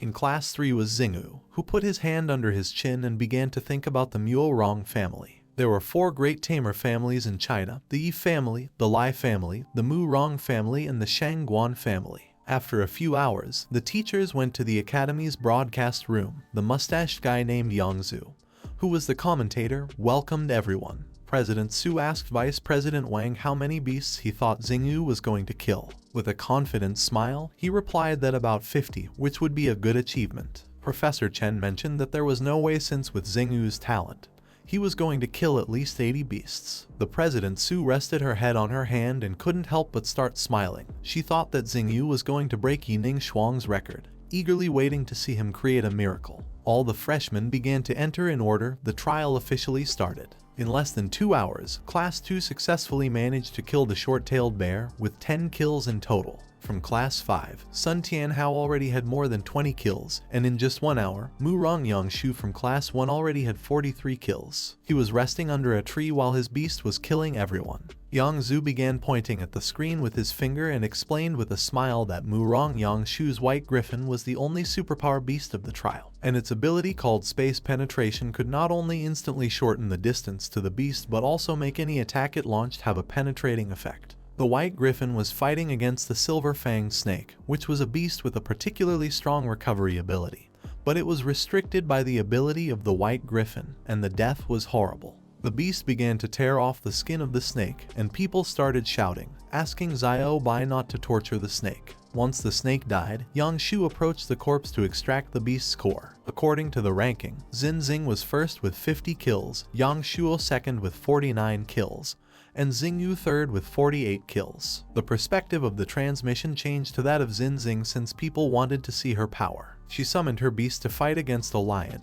Her beast was a bat with bone wings, whose bloodline was of legendary quality, being the only undead beast in the trial. The opponent was a bloodthirsty lion, an initial rank 2 beast. It had an epic bloodline. Its physical attack had a quintuple critical effect. Despite the fact that the lion was very strong, today it had encountered the bone-winged bat, marking the day it would die. All the viewers of the broadcast were on her side since she was very beautiful, and also stronger than her brother Yang Shu. Yang Zhu revealed that if she managed to kill the lion, she would have a total of 51 kills. Yang Shuo opened the leaderboard and realized that in this trial his sister was going to take first place. But then he was astonished to see that someone else had surpassed his sister. A minute earlier, she had given the order to her beast to attack, which unleashed a powerful blast from its mouth. She began to smile, thinking she had another kill secured. But then, she was terrified because Xingyu gave the order to Black Fang to attack. Just before Xing's beast's attack could land, Black Fang appeared and using its claw killed the lion, stealing the kill. The lion's head fell to the ground, and Xingyu, who was riding Black Fang,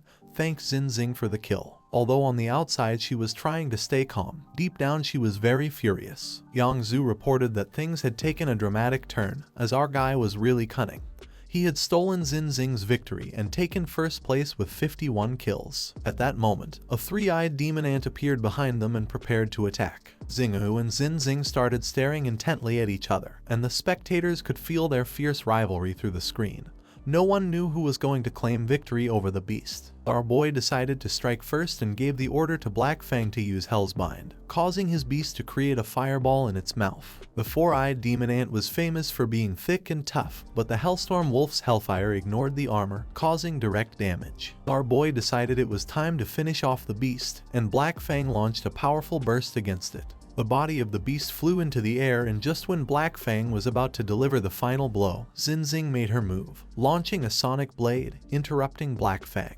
Then, she unleashed the ability Frozen Fire Bone Spirit, successfully killing the three-eyed demon ant. Once the beast's body disappeared, its core appeared on the ground. She picked up the core, and our boy was somewhat surprised to see that she was so vengeful. Yang Zhu said that things were getting interesting since Xingyu and Xing were tied for first place. Now there was less than an hour left in the trial, and all they could do was wait. Xingyu went to a river where there was a porcupine beast. Just before they could get the kill, someone stepped forward and killed the beast. It was Xing who stole another kill from our boy once again.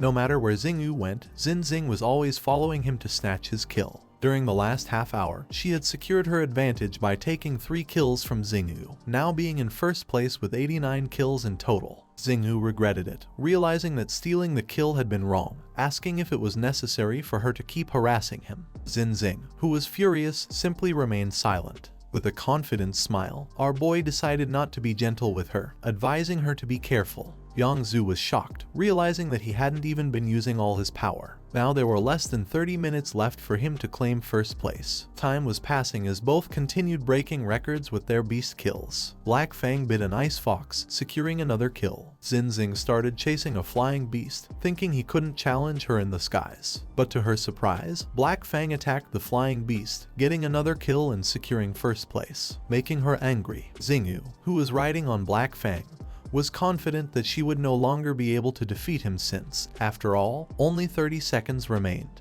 She got even angrier and started calling him Stealer, leaving him somewhat confused without knowing what she was trying to say. A beast that had been hiding began staring at them intently, and while both were distracted, the beast started charging toward our boy to try a surprise attack. This was a fully evolved Tier 3 beast. Without wasting more time, Xingyu mounted Black Fang, but to his surprise the beast was already too close, ready to attack. Xingyu noticed this, but it was already too late. The beast attacked, throwing them off the cliff. Seeing this, Zinzing was shocked, and as she approached the cliff, she saw that Xingyu and his beast were holding onto a branch. Her beast began to fight against the lion, and she extended her hand so that our boy could climb. Xingyu looked to one side and saw Wang Tang among the bushes, and just then, the branch broke, causing our boy to fall to the bottom. Zinzing tried to help, but it was too late, leaving her shocked. On the broadcast platform, Professor Chen stood up and decided to personally go save his student. Principal Su asked Chen to calm down since Xingyu and Zinzing were also her students, and as dean, she was not going to allow anything to happen to them. They began to leave the room and decided to activate the emergency rescue protocol of the security department. A smile appeared on the face of Wang Tang's father, as with just one small trick, he had gotten rid of the genius child. At the bottom of Yin Nanshan Cliff, Xingyu began to open his eyes, surprised to still be alive. He remembered seeing Wang Tang in the bushes. He sat up and realized it was that bastard's doing again, vowing this time to make sure that guy paid for what he had done. Xingyu turned around and saw Black Fang injured beneath him. He asked if Black Fang had used its body as a shield to save him, something that it confirmed with a howl. Xingyu summoned a nutrient potion and gave it to his beast to drink, since with this it was going to start feeling better very soon. The sky began to cloud over, and shortly after, it started raining heavily. Xingyu used the mark he had on his hand and began absorbing Black Fang's body, deciding that it was better to find a safe place to take shelter from the rain. He found a cave, entered inside, and upon seeing that the rain had become more intense, he began to worry, wondering when it was going to stop raining. He began to worry even more at the thought that his sister must be worried, not knowing how things were going for Xingyu. While he was distracted, someone stepped on a branch. Upon hearing this, Xingyu started to feel fear, realizing that there was someone else in the cave. When he turned around, someone grabbed him by the neck. It was a woman in the form of a beast. She was furious upon seeing that a human had witnessed her true form. Deciding it was better to kill him, she began to strangle him, and with his last strength, he used his ability, causing her status window to appear. She was the nine-tailed demon fox, a creature from myths. The demon fox was surprised to see that a human had recognized her. Recognition wasn't enough to give our boy a chance. Standing before an overpowering beast, he was completely powerless. She grabbed Xingyu's neck tightly, deciding it was time to end this, but he asked her to wait, realizing that she had been injured by a pure-blood dragon, revealing that without treatment she wouldn't last more than half an hour. She was surprised to hear this, not knowing how he knew this. She began to doubt, asking what else he knew. A flame of hope appeared in Xingyu's eyes as he realized this was his chance. He activated the mark on his hand, and it began to emit a powerful golden light. The demon fox put her hand in front of her face so as not to go blind. Without hesitating for a second, she freed Xingyu and walked away, and then she started bleeding from the mouth. Xingyu, while holding his hand over his neck, said that he knew she was a nine-tailed demon fox, so there was no way he wouldn't know something so simple. A status window appeared. She was in critical condition,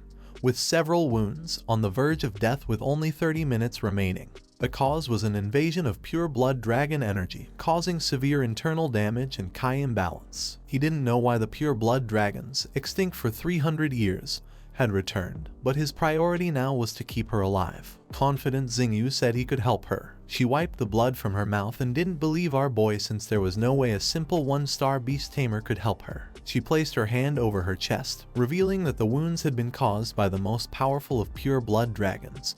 Not even the best beast doctors would dare to try to heal her. Xingyu mentioned that he could heal her, but with one condition: he did not want to save her, only for her to kill him once she had recovered. In return, he wanted her to sign a blood contract with him. Outside the cave, it was still raining. The demon fox stomped forcefully and began to release energy. She was furious upon seeing that Xingyu wanted her to submit to him and become his beast. Xingyu stood firm in his decision, and upon seeing this, she became angrier, thinking that he was seeking death. Rage consumed her, causing her to grab our boy by the neck again. With his body trembling, Xingyu explained that she could kill him, but then she wouldn't be able to live either. Somewhat furious, the demon fox began to wonder if she really had to submit to Xingyu. At that moment, she started feeling a strong pain, and her whole body began to tremble. Xingyu realized that the dragon's power had already invaded the deepest parts of her veins, revealing that if she didn't sign the blood contract with him soon, it would be too late. She was desperate since she could not die now. She still had to complete the mission her sister had entrusted to her.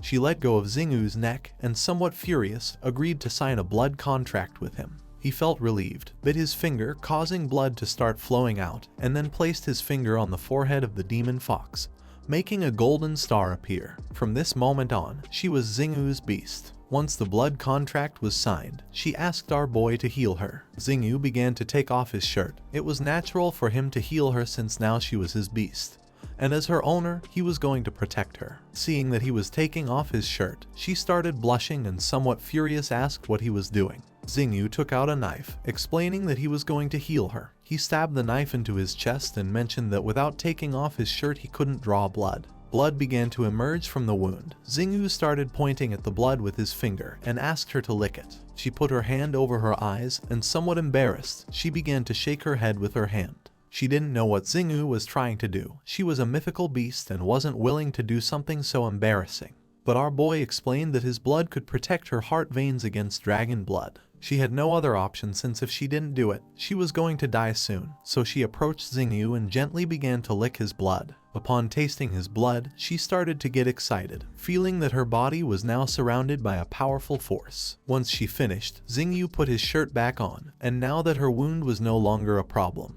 he asked what her name was, since after all he was now her master. The demon fox said that her name was Dailu. She remembered that he was a one-star beast tamer. With a suspicious expression, she asked how he knew that her wound had been caused by the power of the dragon. Xingyu realized that she was related to the extinct dragons and was not a simple beast, so he thought that maybe she could know what was happening to him. Xingyu let out a sigh and decided to tell the truth, revealing that his eyes had been stained with dragon blood 2 months ago. Then, he activated his power and explained that thanks to this he could see the statistics window of any beast. He mentioned that he had been able to see information related to her wound thanks to the system panel. Dailu noticed that he had the same look as the dragons, his eyes being similar to the legendary eyes of the divine demon. The legend said that the eye of the divine demon could see all the information of magical beasts. She realized that our boy must be confusing this power, thinking it was a system window. This skill could only be inherited by demon dragons throughout generations, but clearly Xingyu was just a human.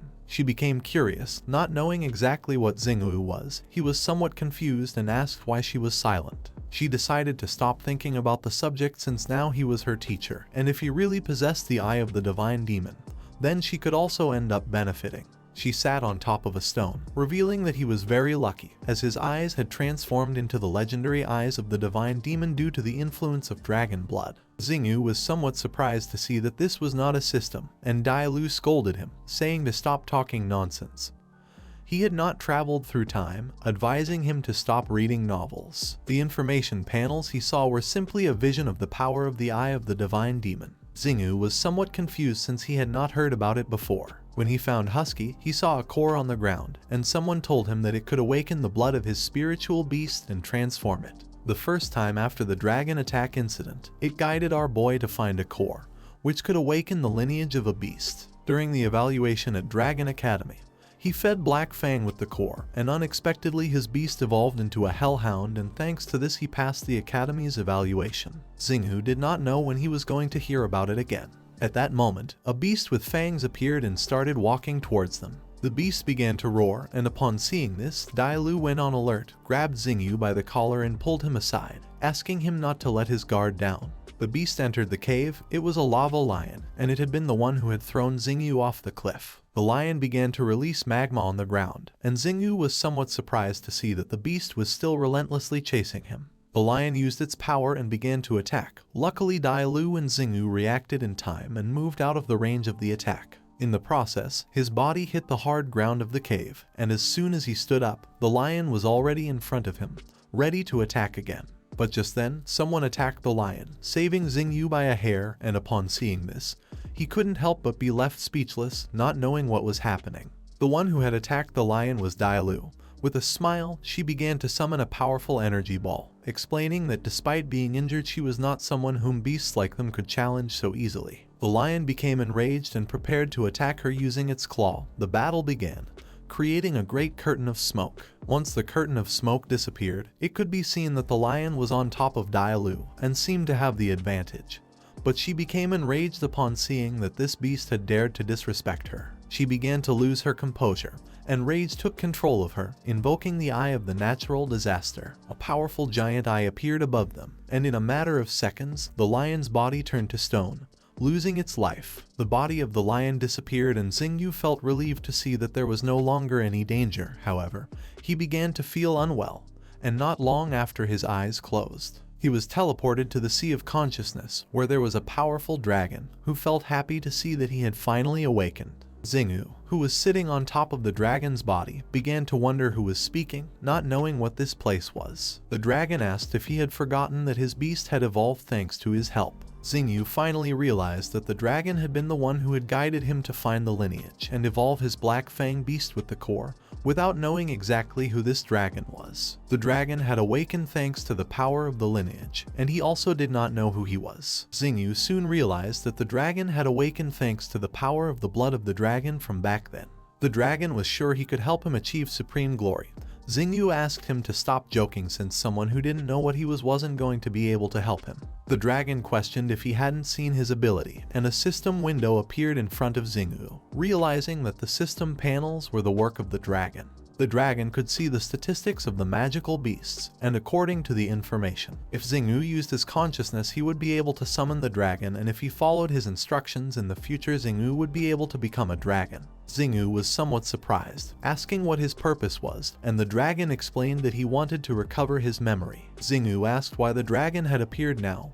He had thought that he was some kind of system. The dragon explained that as Xingyu's strength increased, he could communicate with his consciousness more stably, and now that he had contracted 2 beast companions, he could appear. Xingyu, somewhat confused, began to wonder what this place was and how he had ended up here. This was the Sea of Consciousness where their minds were connected, and after he fell unconscious, the dragon had taken the opportunity to come see him. The dragon began to disappear, thinking it was time for Xingyu to wake up. Xingyu was somewhat anxious, not knowing when the next time they would see each other again would be, and the dragon said that he would always be with him. Xingyu woke up in the hospital, not knowing how he had ended up here, remembering having been in the cave. Professor Chen and Director Su appeared upon seeing that he had woken up. Xingyu sat down and somewhat confused asked how he had gotten here, remembering being in a cave at the bottom of the cliff. She explained that the rescue team had found him near the cave unconscious. Strangely, the rescue team had also found the corpse of the lava lion near the cave, less than 100 meters from where he had been rescued, asking if he knew what had happened there. With a nervous smile, he explained that he was unconscious at that moment, questioning if she was suspecting him and if she believed that a 1-star beast tamer who almost lost his life could be capable of killing a beast as powerful as the lava lion. The director Sue believed the words of our boy, believing that she had been overthinking about it. She asked him not to worry since the institution was going to thoroughly investigate the incident to find the truth. With a forced smile, he decided to trust her. Professor Chen mentioned that in the Yin Nanshan trial, both he and Muron Xingxin had obtained an S+ rating, breaking the Academy's record, asking him to rest calmly since he later had to prepare for the freshman classification competition which was going to start this weekend. After saying this, they left, and the mark that Xingyu had on his hand began to shine. Dai Lu manifested herself, and our boy, who had been wondering where she had gone, realized that she had entered the beast mark. She explained that he had made an effort to feed her with the blood of his heart, and after getting injured he could no longer resist, losing consciousness. And then the rescue team had arrived at the cave, so she hid inside the mark to avoid being discovered. She had heard everything, so she asked if his fall from the cliff had been an accident. Xingyu remembered seeing Wang Tang in the bushes. He knew it hadn't been an accident, vowing this time not to forgive that bastard. The vice president Wang went to his house, and while he was having a cup of tea and reading a book, Wang Tang, somewhat terrified, appeared, revealing that something terrible had happened. The father put the cup of tea on the table and could not help but get angry upon seeing his son's reckless behavior, questioning why he had interrupted his reading session. Wang Tang approached, justifying that something serious had happened. He began to show his mobile phone on which there was news about Xingyu. Recently, the Qinglong Academy had organized a trial in Yin Nanshan, and one of the talented young men had tragically fallen off a cliff. But luckily the young man had been found. Wang Tang revealed that Xingyu was not dead and was still alive. He panicked. They had not been able to kill Xingyu, and now he was going to seek revenge and was backed by the Kankyong Guild. The father remained calm, explaining that the Yin Nanshan incident had nothing to do with them. Wang Tang was not so sure about this, but with a confident smile the father mentioned that even if Xingyu suspected them, he had no proof. Wang Tang began to feel afraid. Not knowing what they were going to do now, the father opened a drawer and explained that naturally, they should do nothing or not stop until Xingyu was dead. He took out a small box with the symbol of a skull and threw it towards his son, giving him the order to kill him. Wang Tang, somewhat confused, caught the box, not knowing exactly what it was. Night fell and Xingyu went to his family apartment, and while he was resting on the bed, his phone started ringing. He was somewhat confused to see that it was a call from Lao Wu. He answered the call, and Lao Wu couldn't help but cry upon seeing that Xingyu was still alive, thanking the heavens. Our boy had returned safe and sound, winning first place in the Yinshan competition. For Lao Wu, Xingyu was incredible. If he found out who had done this to Xingyu, he would treat them like a dog. His screams were so loud that Xingyu had to cover his ear. With a smile, he began talking with Lao Wu and couldn't help but feel happy since everyone was worried about him. In the hospital, his sister had been waiting by his bedside until he recovered, and once he got home, the little girl hugged him with tears in her eyes. Lao Wu reported that the freshman ranking competition had been postponed until Xingyu recovered. Upon hearing this, Xingyu was somewhat surprised as he couldn't believe that the freshman ranking competition had been postponed just because of him. Lao Wu explained that his disappearance had gone viral, and the school had activated emergency protocols and launched a massive search for him. So for this reason, some academic activities had been delayed, including the freshman ranking competition. The freshman ranking competition was the great annual event of the Qinglong Academy, where the students had to fight among themselves to reach the final. The freshmen were going to be grouped, and the order of the competition was going to be decided by drawing lots. And once the top 8 were decided, the top 3 were going to compete. Lao Wu clenched his fist and couldn't help but feel excited, as this was an intense and thrilling battle that was going to determine the future of the freshmen. He asked our boy not to be late. Xingyu hung up the call, promising that he was going to rest well to arrive on time. If he could classify well in this competition, he was going to be able to gain the attention and resources of the academy. To unleash the abilities of the Beast Master, the Master had to provide ample spiritual energy to their beast. The higher the level of the beast, the more spiritual energy was necessary. Currently, our boy was not very strong, but with the academy's resources, he could increase his spiritual energy faster. He needed to avoid the situation in which Dailu would exhaust his energy during the last deployment of the skill. His eyes were full of revenge, since to eliminate the Wang family, he had to rely on Dailu's power. Xingyu lay down on the bed. Using Dailu's ability consumed a huge amount of spiritual energy. He had to find a way to increase his spiritual energy before the competition began. He started to fall asleep, deciding to go ask the dragon. After falling into sleep, he went to the Sea of Consciousness where he began to fall into the void. But at that moment, a bright light woke him up. He appeared in front of the dragon's eye. He asked if Xingyu was taking a shortcut. Xingyu got somewhat nervous. Now that the dragon was on his side, it was better to take advantage. The dragon did not refuse, since as long as our boy helped him recover his memory, he was going to help him in return. Xingyu made a deal with him and promised to keep his word. Helping each other, both were going to come out winning. A system window appeared in front of him. He had to meditate deeply to enter the Sea of Consciousness to talk with the dragon.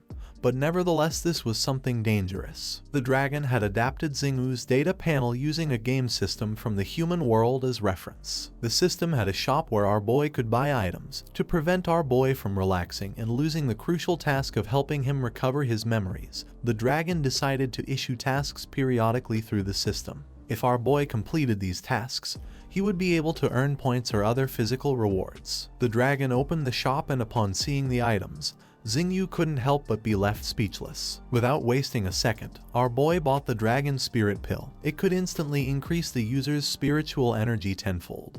But after 5 minutes, there would be a repercussion that would cause a period of weakness. This Dragon Spirit Pill was what our boy had in mind. But its side effects were significant, so he had to use it with caution. This was a gift from the dragon.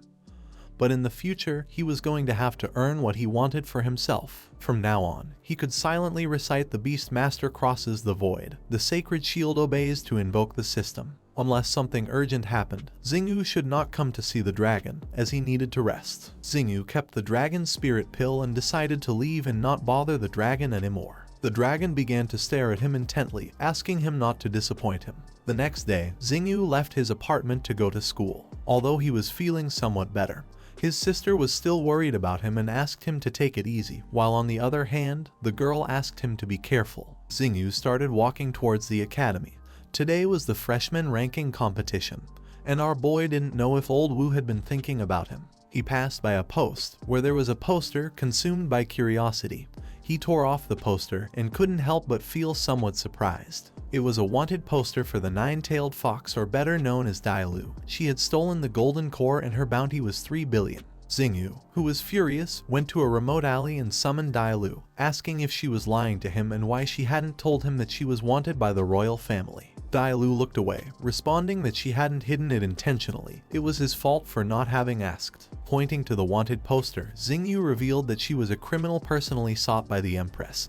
This was a very important matter, but even so Dailu had not thought of telling him. Dailu thought that nothing would have changed if he had known this before. If Xingyu regretted having signed the blood contract with her, then he could betray her and claim the reward. Xingyu stood firm and refused to betray her since he was now her master, and hoped that she would trust him and tell him her secrets. Dailu's mind filled with guilt, and she began to remember when she had licked Xingyu's blood to sign the blood contract. She decided to trust him and reveal the truth. She summoned a purple crystal, revealing that the reason Shangyuanlan had placed a bounty on her was because of this small crystal. Xingyu began to observe the crystal and was somewhat confused without knowing what it was. Dailu explained that it was one of the supreme treasures of the dragon clan known as Dragon's Tear. Legends said that the clan of pure-blood dragons had left behind 3 sacred artifacts: the reverse scale sword, the Dragon King's mustache, and the Dragon's Tear. The reverse scale sword and the Dragon King's mustache were devastatingly powerful artifacts used in battle, but the Dragon's Tear had no offensive capabilities, and it was formed by the tears of 10,000 pure-blood dragons. And if all its power was unleashed, it could reverse time and space, making it possible to travel to the past. Upon hearing this, our boy was speechless. He had always wondered why the dragons had been reappearing if the dragon clan had gone extinct 300 years ago.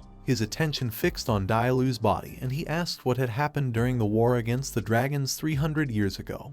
Dailu replied that she did not know. At that moment, someone caught Xingyu's attention. He quickly activated the mark he had in his hand, and Dailu hid inside. It was Xing Zin and Yang Shu. He was somewhat surprised to see that Xingyu was still alive since he thought his sister had been mistaken. Now that our boy had survived a catastrophe, Yang Shu asked him to be careful not to die next time. Xing Zin was somewhat confused since she knew her brother was worried about him and yet he was being brusque. Yang Shu revealed that since Xingyu had fallen off the cliff, his sister had blamed herself entirely to the point of not wanting to eat. When he went to her room to call her to come eat, she refused, and only started eating again after seeing the news of Xingyu's survival on television. She was so hungry that same night she devoured several extra plates of rice. Yang Shu asked our boy to be careful next time, as his sister might stop eating again.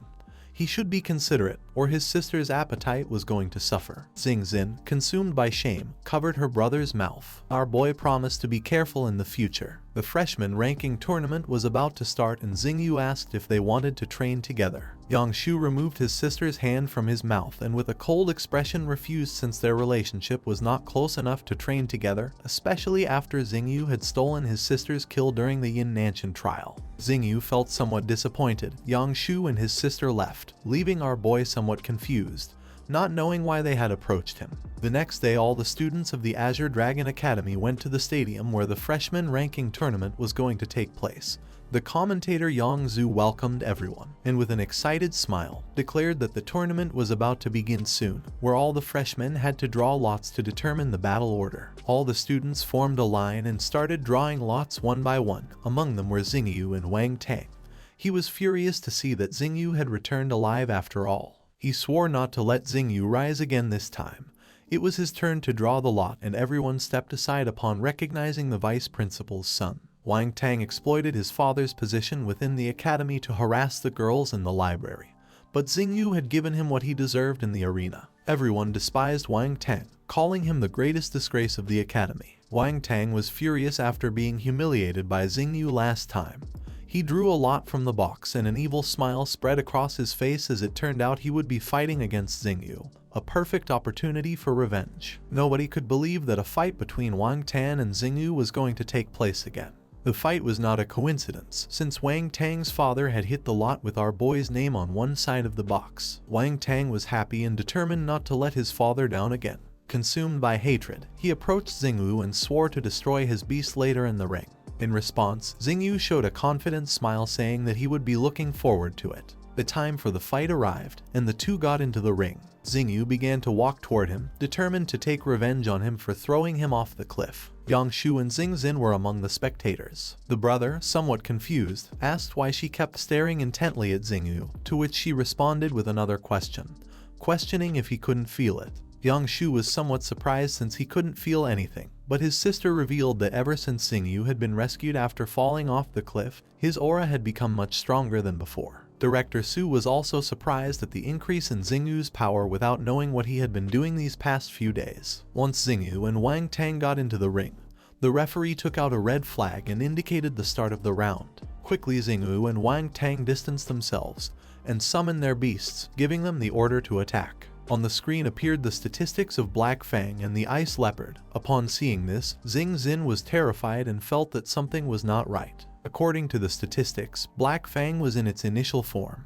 but based on its aura, she felt that its level was not of the initial form. She knew that the beast tester did not make mistakes, so she thought that the information must be correct. Xing Xin's mind was filled with confusion. For her, this was very strange. She was surprised when she realized that Xingyu was purposely suppressing Black Fang's level to use this competition to complete a decisive breakthrough. The Ice Leopard pounced on Black Fang, but it quickly moved out of the area and dodged its powerful attack. The Ice Leopard opened its mouth and launched a powerful ice crystal, but just before the attack could hit, Black Fang transformed into shadow. The ice crystal exploded, creating a cold and powerful wave throughout the area. The explosion was so powerful that all the spectators began to feel cold. Once the smoke curtain started to disappear, the shadow began to move, and while the Ice Leopard was trying to understand what had just happened, Black Fang appeared behind it and started to smile. Black Fang used the Infernal Howl, destroying the ground into pieces and causing the body of the Ice Leopard to be thrown backward. Then Black Fang appeared behind it and summoned a great explosion. The explosion made the cold environment created by Ice Leopard's attack disappear, making the spectators feel warm. Yang Zhu was speechless as this confrontation was very exciting. A moment ago it was cold and now it's warm. Xingyu got angry, activated the mark he had on his hand and gave the order to Black Fang to use the Silent Claw, leaving Yang Zhu in shock since it was the first time he saw someone deploy a combat technique of the dark attribute. Black Fang's body began to emit a sinister aura, causing the Ice Leopard to retreat due to fear. Black Fang's aura extended its claw and struck the Ice Leopard hard in the face. Now it had been silenced by Black Fang's Silent Claw and could not use abilities. Everyone started mocking the beast, saying that it looked exactly like its master. Wang Tang stood firm since he was not going to lose twice against the same skill. He filled himself with determination, took out a small ice ball, and threw it at his beast. It opened its mouth and swallowed it. The Ice Leopard began to smile, then two crystals appeared on the beast's body, and afterward its teeth and claws grew, becoming much larger than before. It stomped hard on the ground, opened its mouth, and launched a powerful blast of ice toward Black Fang. It began to roar with force, releasing ice crystals. Then the beast used its power and started to freeze the ground. Xingyu was confused since he didn't know how the beast had suddenly become so strong. He used his power and his eyes began to shine, and thanks to this he could see the strange aura that was around the beast's body. Realizing that Wang Tang had used forbidden drugs to make his beast stronger, he revealed to everyone that in order to win this fight, Wang Tang had stooped to the level of forcing his beast to take forbidden drugs. Obviously, this made him angry. He extended his hand and gave the order for his beast to use the storm of ice blades. The beast opened its mouth and began to shoot sharp ice crystals toward Black Fang. Several crystals grazed against its body, creating small cuts. Now Black Fang was injured, and upon seeing this, Xingyu couldn't help but feel worried, asking it to hold on. Consumed by thirst for revenge, Wang Tang clenched his fist and mentioned that this was not over yet, deciding to finish this using the ice hammer. A great hammer of ice began to form in the sky, and then it started to descend upon Black Fang. Xingyu's beast had no time to react, causing the hammer to strike it. The attack froze the ground and Black Fang's limbs. The spectators were in shock as they didn't know how the ice leopard had suddenly become so strong. Now Xingyu was at a disadvantage since his beast couldn't move. With a confident smile, Wang Tang mentioned that last time in the arena he had let him win on purpose, but this time he was going to show him true strength. Wang Tang's father and director Su were also watching the fight. With a smile, the father praised Wang Tang, saying that his talent was not inferior to Xingyu's. She was furious as she knew they had used some drug to make Wang Tang's beast stronger. Black Fang was now in danger because if things continued like this, not only it was going to lose the fight, but there would also be after effects from the fight. The ice leopard began to approach, and Xingyu was aware of the danger, so he gave the order to his beast to use the winter tail strike. Little by little the ice began to freeze Black Fang's body. Xing Xin, Director Su, Professor Chen, and our boy's friend didn't know what was going to happen now or if Xingyu was going to be able to reverse the situation. Xingyu simply started showing a confident smile. He hadn't hunted more than 100 magical beasts in the southern mountain in vain. He gave the order to his beast to use the infernal fire lotus. Black Fang clenched its teeth tightly and a powerful flower made of fire appeared beneath it, breaking the ice and freeing its body. Upon seeing flames, Wang Tang panicked and gave the order to his beast to retreat. Black Fang's body began releasing a powerful aura, causing the ice leopard to back away. Black Fang started charging a ball of fire in its mouth, and then launched a flower made of fire towards the beast. Professor Chen couldn't help but smile, realizing that this ability was of the fire attribute. Director Su was impressed to see that Xingyu was capable of using a combat technique that only a few beast masters could use, thinking that his future was bright. Wang Tang's father was furious, but he knew that despite Xingyu's beast becoming stronger, there was still an opportunity to win. Black Fang had used the fire attribute attack in its full form. The fire flower began chasing the ice leopard. After taking small jumps, the ice leopard moved away a bit, and using its breath began to repel the attack. Despite Black Fang being in its initial form, it had learned advanced combat skills. At this rate, Xingyu was going to surpass Yi Xuangning, the genius of the academy. Xingyu extended his hand toward his beast and decided it was time to finish this. Wang Tang's beast was unable to resist, and the fire flower began to release a powerful flame, burning its body. Once the smoke screen disappeared, the ice leopard could be seen collapsed on the ground. Seeing this, Xing Xin and Yang Shu were paralyzed, while the others were in shock. Yang Zhu raised his hand and decided it was time to announce the winner.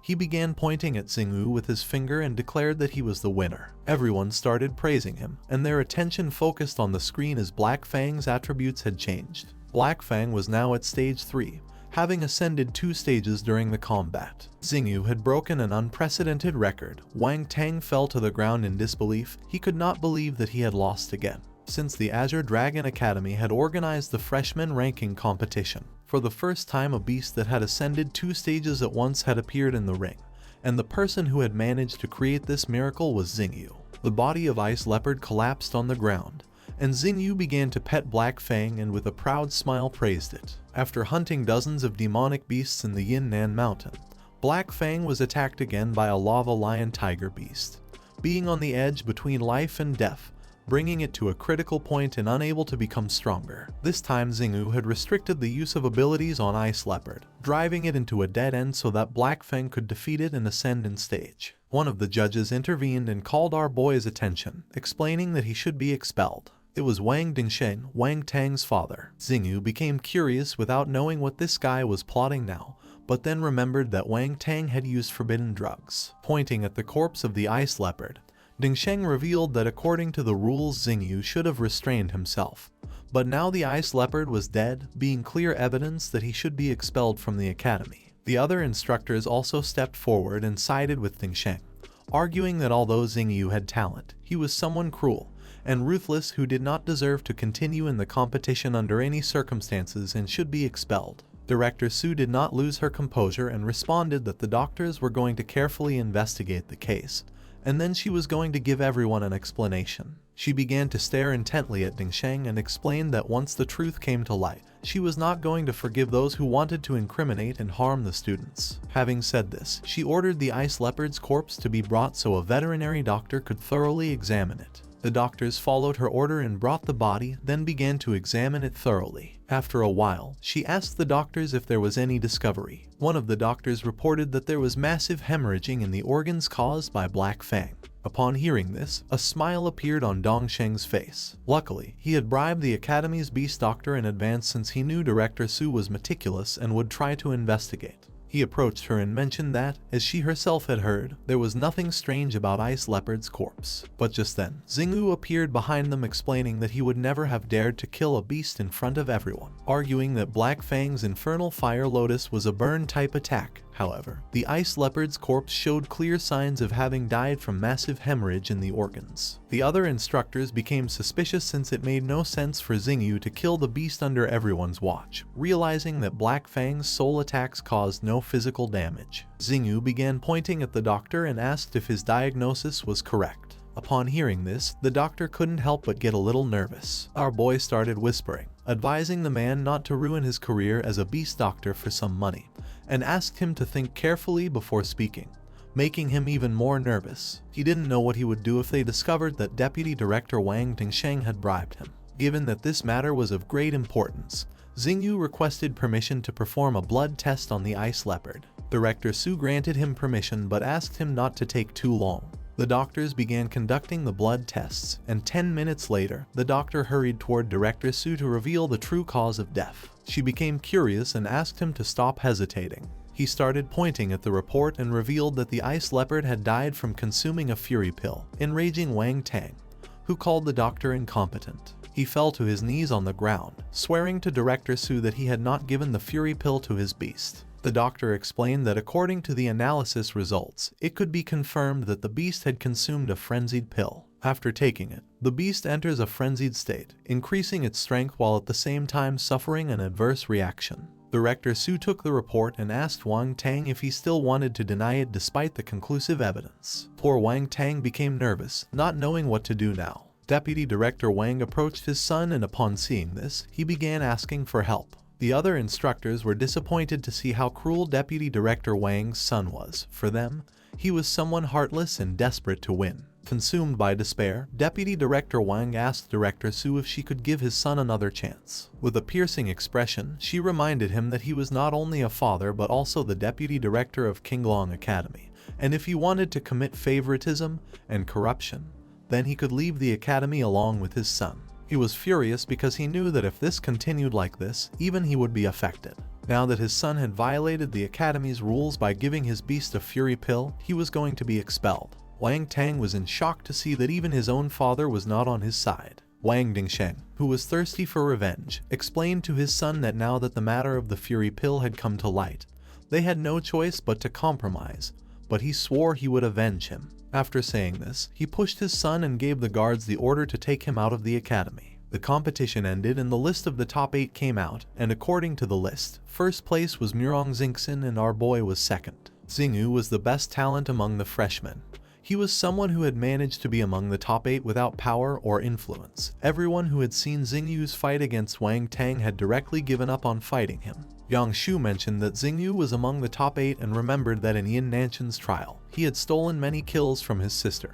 He promised to avenge her the next day. Xingxin refused, and her attention fixed on the screen, she wanted to defeat Xingyu herself. Xingyu's friend appeared and with a smile gave him the good news that he had made it to the list of the top 8. Xingyu, who was holding an envelope, asked if it was necessary to be so excited. His friend, who was panting heavily, decided to celebrate this properly. The Deputy Director Wang Dingsheng was furious, asking him not to celebrate victory so soon. At the same time, someone went to our boy's house and destroyed everything. Xingyu's friend, Wu, insisted on going out to celebrate. It was already nighttime, and our boy was happy because he was finally going to be able to go home.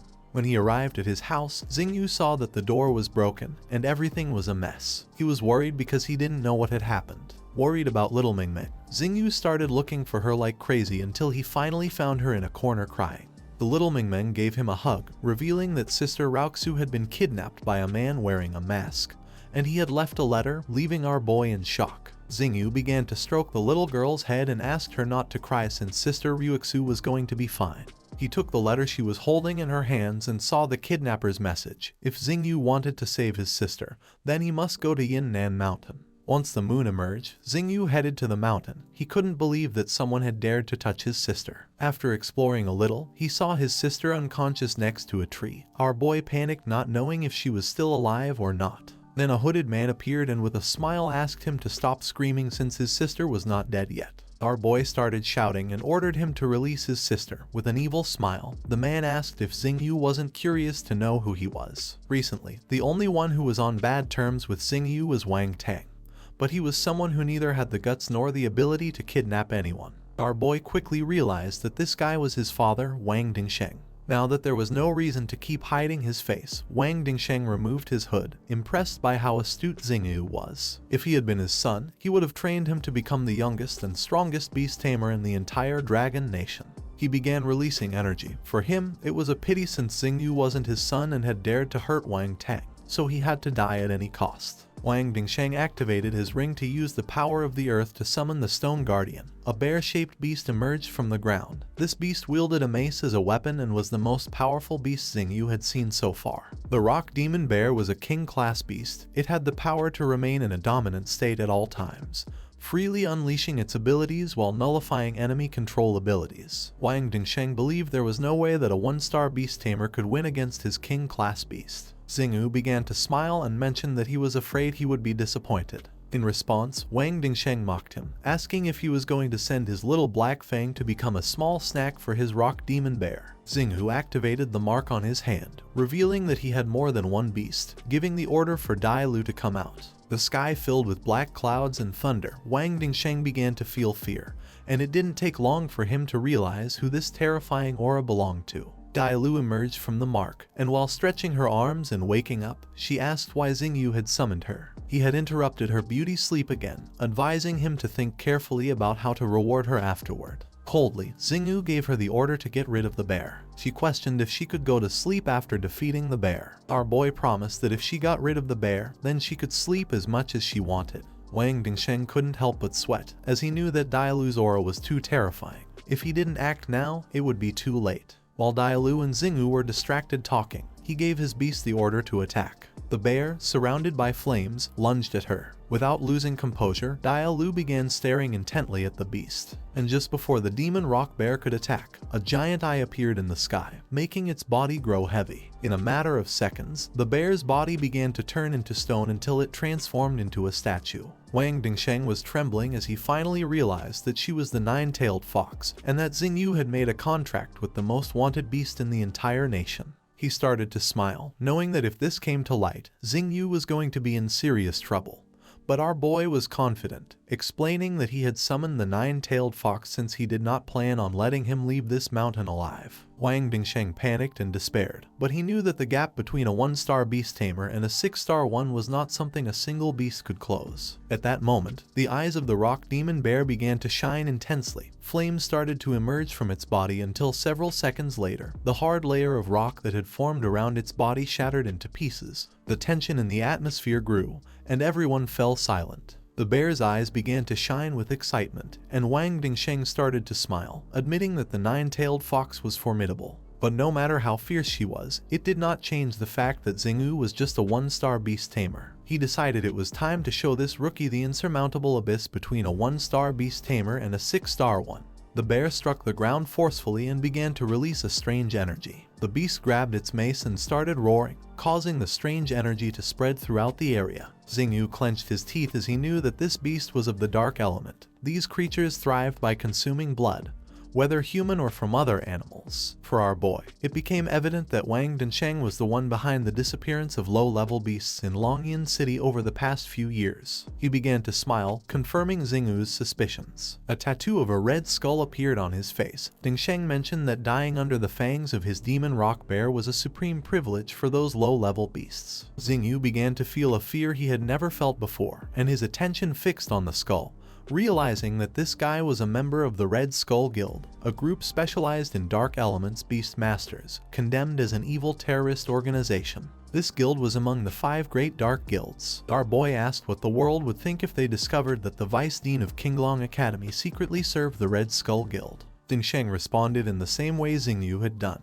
Now that he had exposed his true identity, he did not intend to let him leave the mountains alive. Somewhat worried, Dailu turned around and explained to her master that his current energy reserves were too low for her to unleash any combat technique. Xingyu took out the dragon spirit pill that he had in his pocket, and with a confident smile asked her not to worry since he did not get involved in battles unless victory was guaranteed. Xingyu put the pill in his mouth and began to release a strange breath.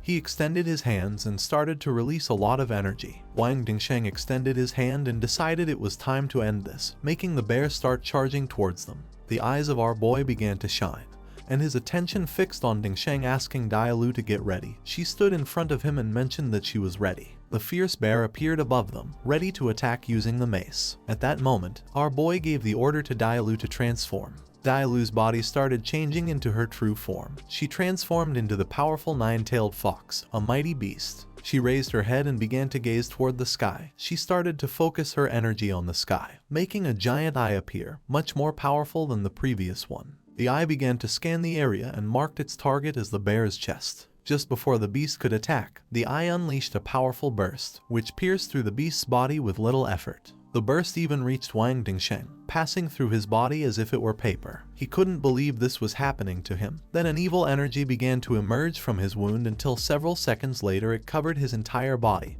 and started burning him. Xingyu and Dailu climbed up a cliff far from the area. Our boy began to feel dizzy due to the side effects of the dragon spirit pill.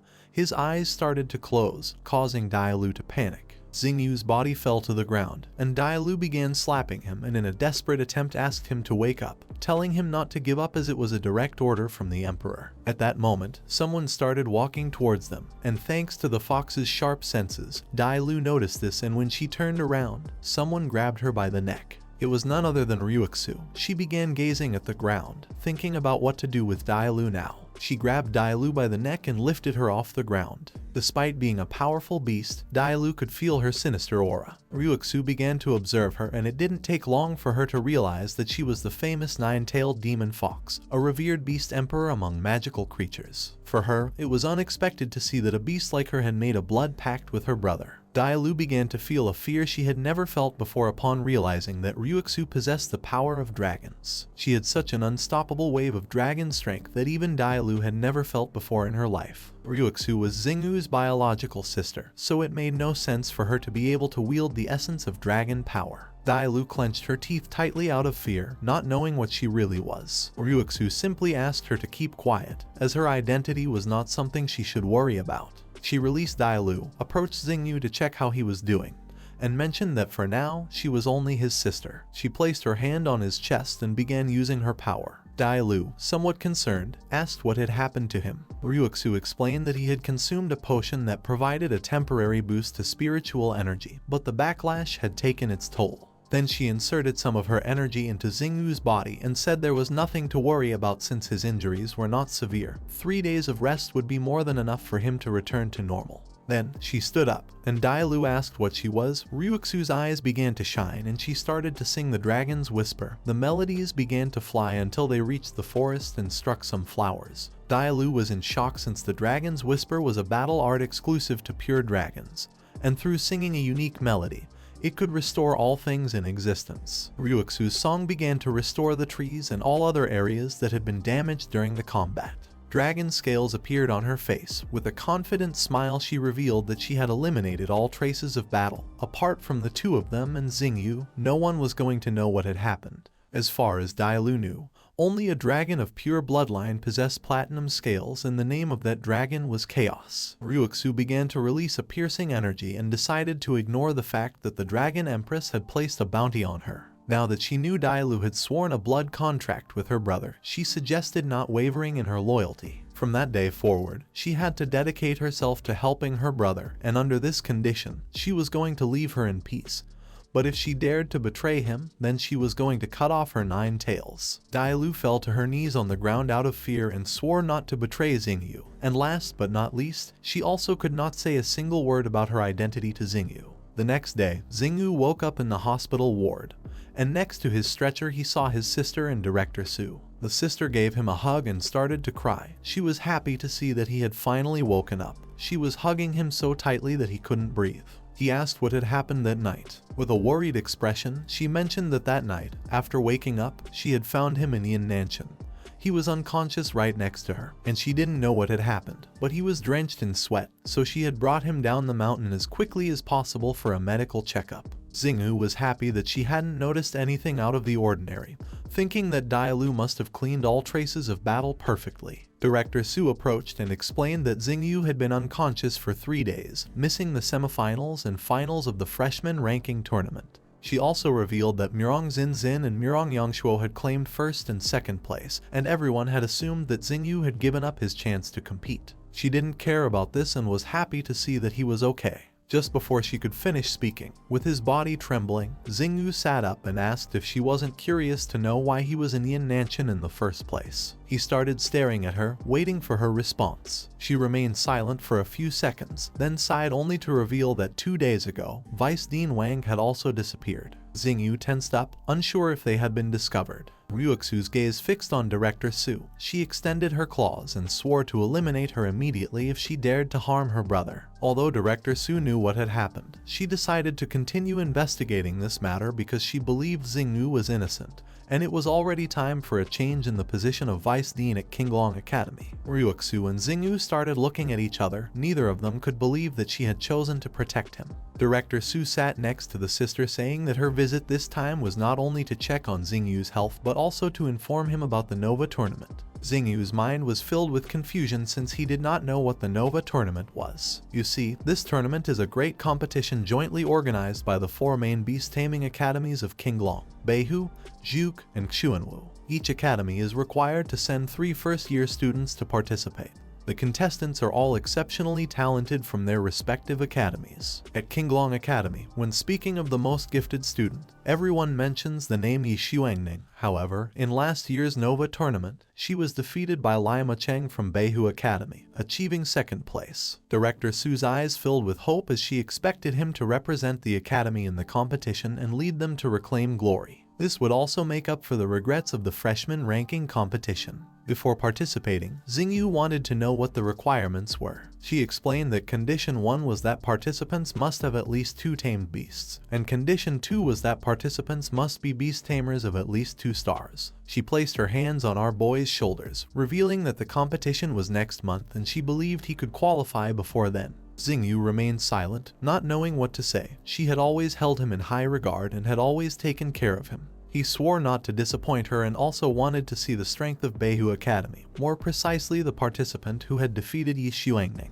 With a confident smile, he asked her not to worry since the 1st place in the Nova tournament was going to be his. Some time later, Xingyu returned to the Yin Nanshan mountain, and while he was walking, he remembered that last year's participants each had at least 2 contracted beasts. Although he also had 2 tamed beasts, Dailu was a nationally wanted criminal and could not be summoned in public. Moreover, Black Fang was currently only in the 3rd stage of its initial form, an infernal gale wolf, which made it difficult to handle a competition of this level. Tonight was the moment for Black Fang to break through and advance. He summoned his beast, which opened its mouth and began to roar. Our boy activated the ring he wore on his finger, and 5 elements began to float around him. Luckily, he had come prepared. After Director Su left, he had been discharged and used his salary from the Skyscape Guild as a beast doctor to buy fire element nutrients and evolution materials, and some of these were also rewards from Yin Nanshan's trial in the freshman ranking competition.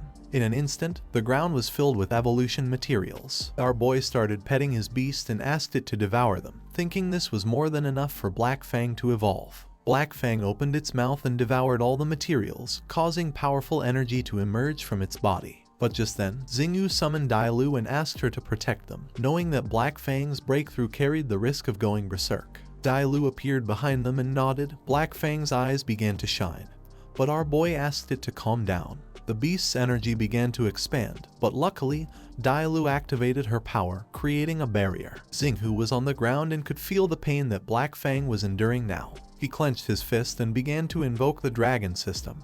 He wanted to see how much time was left for his beast's evolution to be completed. A system bar appeared in front of him, and the progress bar stopped at 99%, making our boy wonder if the evolution had failed. But then, Black Fang stomped hard on the ground. Now its form was different and it had 3 eyes. Now it was the Hell Netherwolf. Xingyu noticed that his Black Fang had awakened a new attribute, better known as the Demon attribute. Black Fang's body was emitting a powerful and evil energy. Dailu was somewhat surprised to see that it had awakened the Demon attribute. Xingyu was happy, and Dailu finally realized that he was a special beast tamer. He gave his beast a hug and was glad that it had become stronger again. Dailu interrupted them, asking if he planned to form a contract with another beast. Xingyu turned to her, not knowing what to say. Yanren soon found out that he was going to participate in the Nova tournament, and seeing that he didn't have any beasts, she decided to go shopping to buy one. Our boy, somewhat nervous, started touching his head and thanked her. In response, she placed her hand on her chest and with a confident smile mentioned that he was her brother.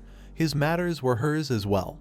And besides, getting a beast wasn't anything complicated. Once they arrived at the store, she decided to let him choose the beast he liked the most. Once they entered, with a smile, the shop owner asked if she wanted to buy Thunder attribute nutrients or if she wanted to purchase a magical core of a Thunder attribute beast. Qin Yanren explained to San Yang that her brother was going to participate in a tournament next month and needed a new beast, asking her for a recommendation. With a smile, San Yang began pointing at a spider-shaped beast and said that this beast was perfect for him. It was the red-eyed evil spider. Its attack power was much higher than beasts of the same level. Then she showed them a white tiger, which was quite flexible and could cause critical damage. Just before San Yang could continue, Qin Yanren interrupted her and asked her not to recommend low-priced spiritual beasts. They wanted to see some high-quality beasts since after all she was the one paying.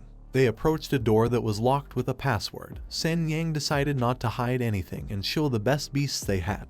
The door began to open, and she decided to let Xingyu choose the best spiritual beasts in the shop. This room contained many beasts locked in tubes. Xingyu began to observe carefully to see if any caught his attention. Among the beasts, there was a burrowing pangolin with good attributes. Then there was the 3-eyed tyrant snake, which had venom capable of causing burn damage.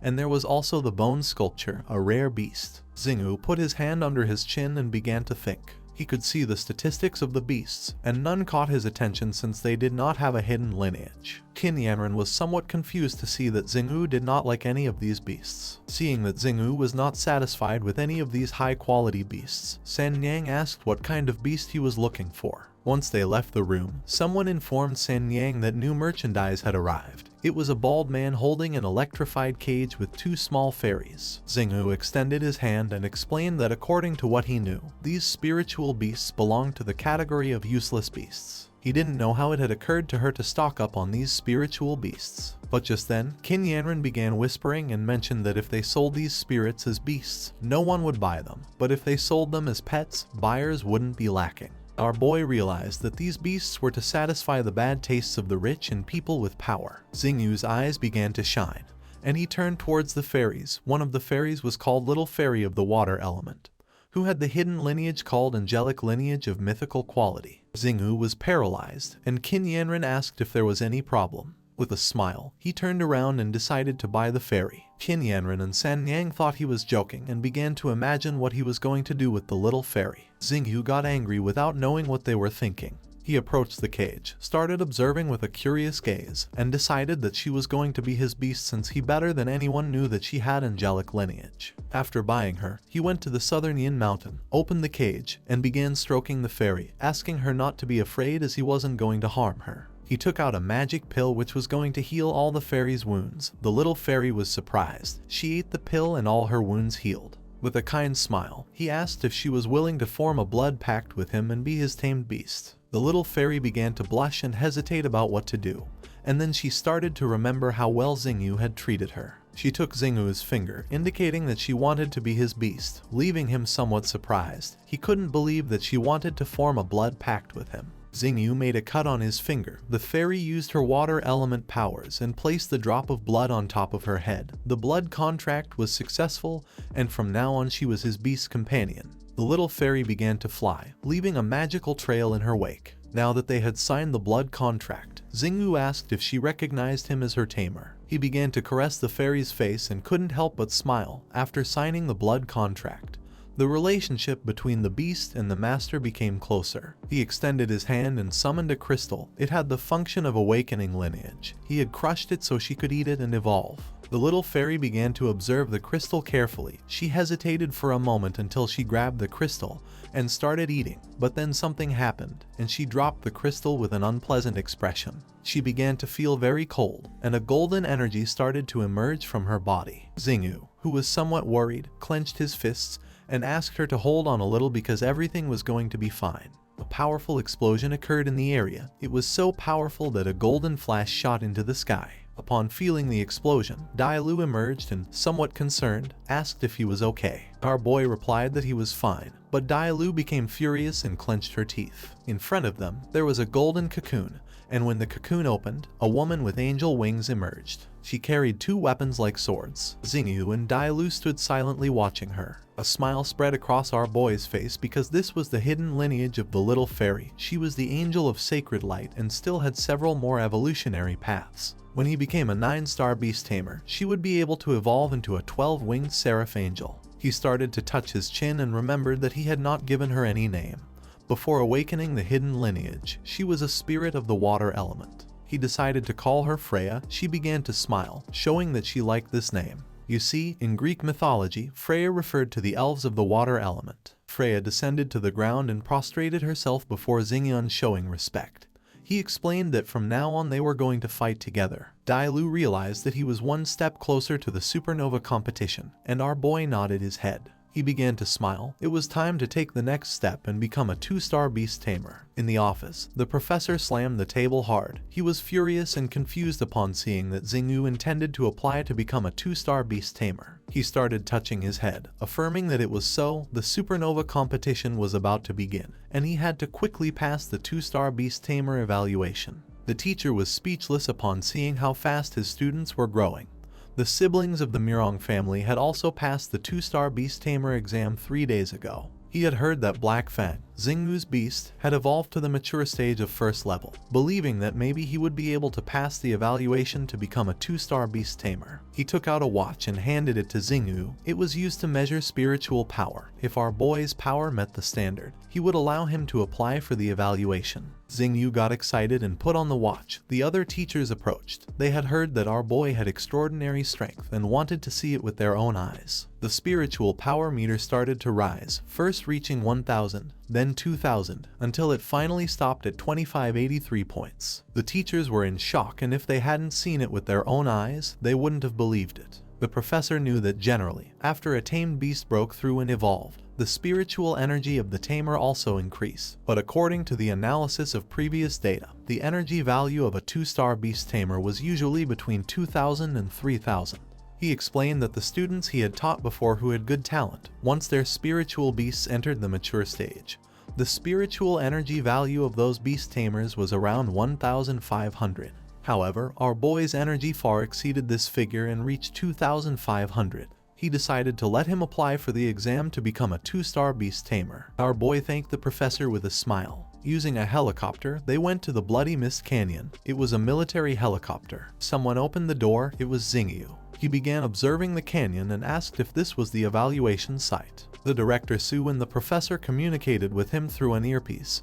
He had arrived at the entrance of the Bloody Mist Canyon, and the evaluation was about to begin. In this place, there was a large number of magical beasts. If he found himself in a situation he couldn't handle, he was free to send a distress signal at any time and not be reckless. Xingyu put on the parachute, informing that he was ready. Director Su and the professor were in a room observing everything. She explained that all he had to do was enter from one side of the canyon and successfully reach the exit on the other side. passing the evaluation. After explaining, she decided to start the evaluation so Xingyu could become a 2-star beast tamer. Xingyu jumped from the helicopter into the bottom of the canyon and activated his parachute, ready to take the exam. Director Su and the professor were monitoring Xingyu's exam with the help of some cameras. With a calm demeanor, he informed her that Xingyu had entered the Bloody Mist Canyon. At the bottom of the canyon, there were crocodile-shaped beasts. The professor became serious as he explained that examinees who wanted to cross the canyon first had to fight against giant iron-jawed crocodiles, then escape from the clutches of the demon blood spider clan that inhabited the magical cave. However, within the spider clan, there were some in their 3rd stage. Director Su, somewhat concerned, asked if Xingyu would be able to face them. She recalled that due to last night's storm, something unexpected had occurred. The attention of the giant iron-jawed crocodiles was fixed on Xingyu, who was descending toward the bottom with his parachute.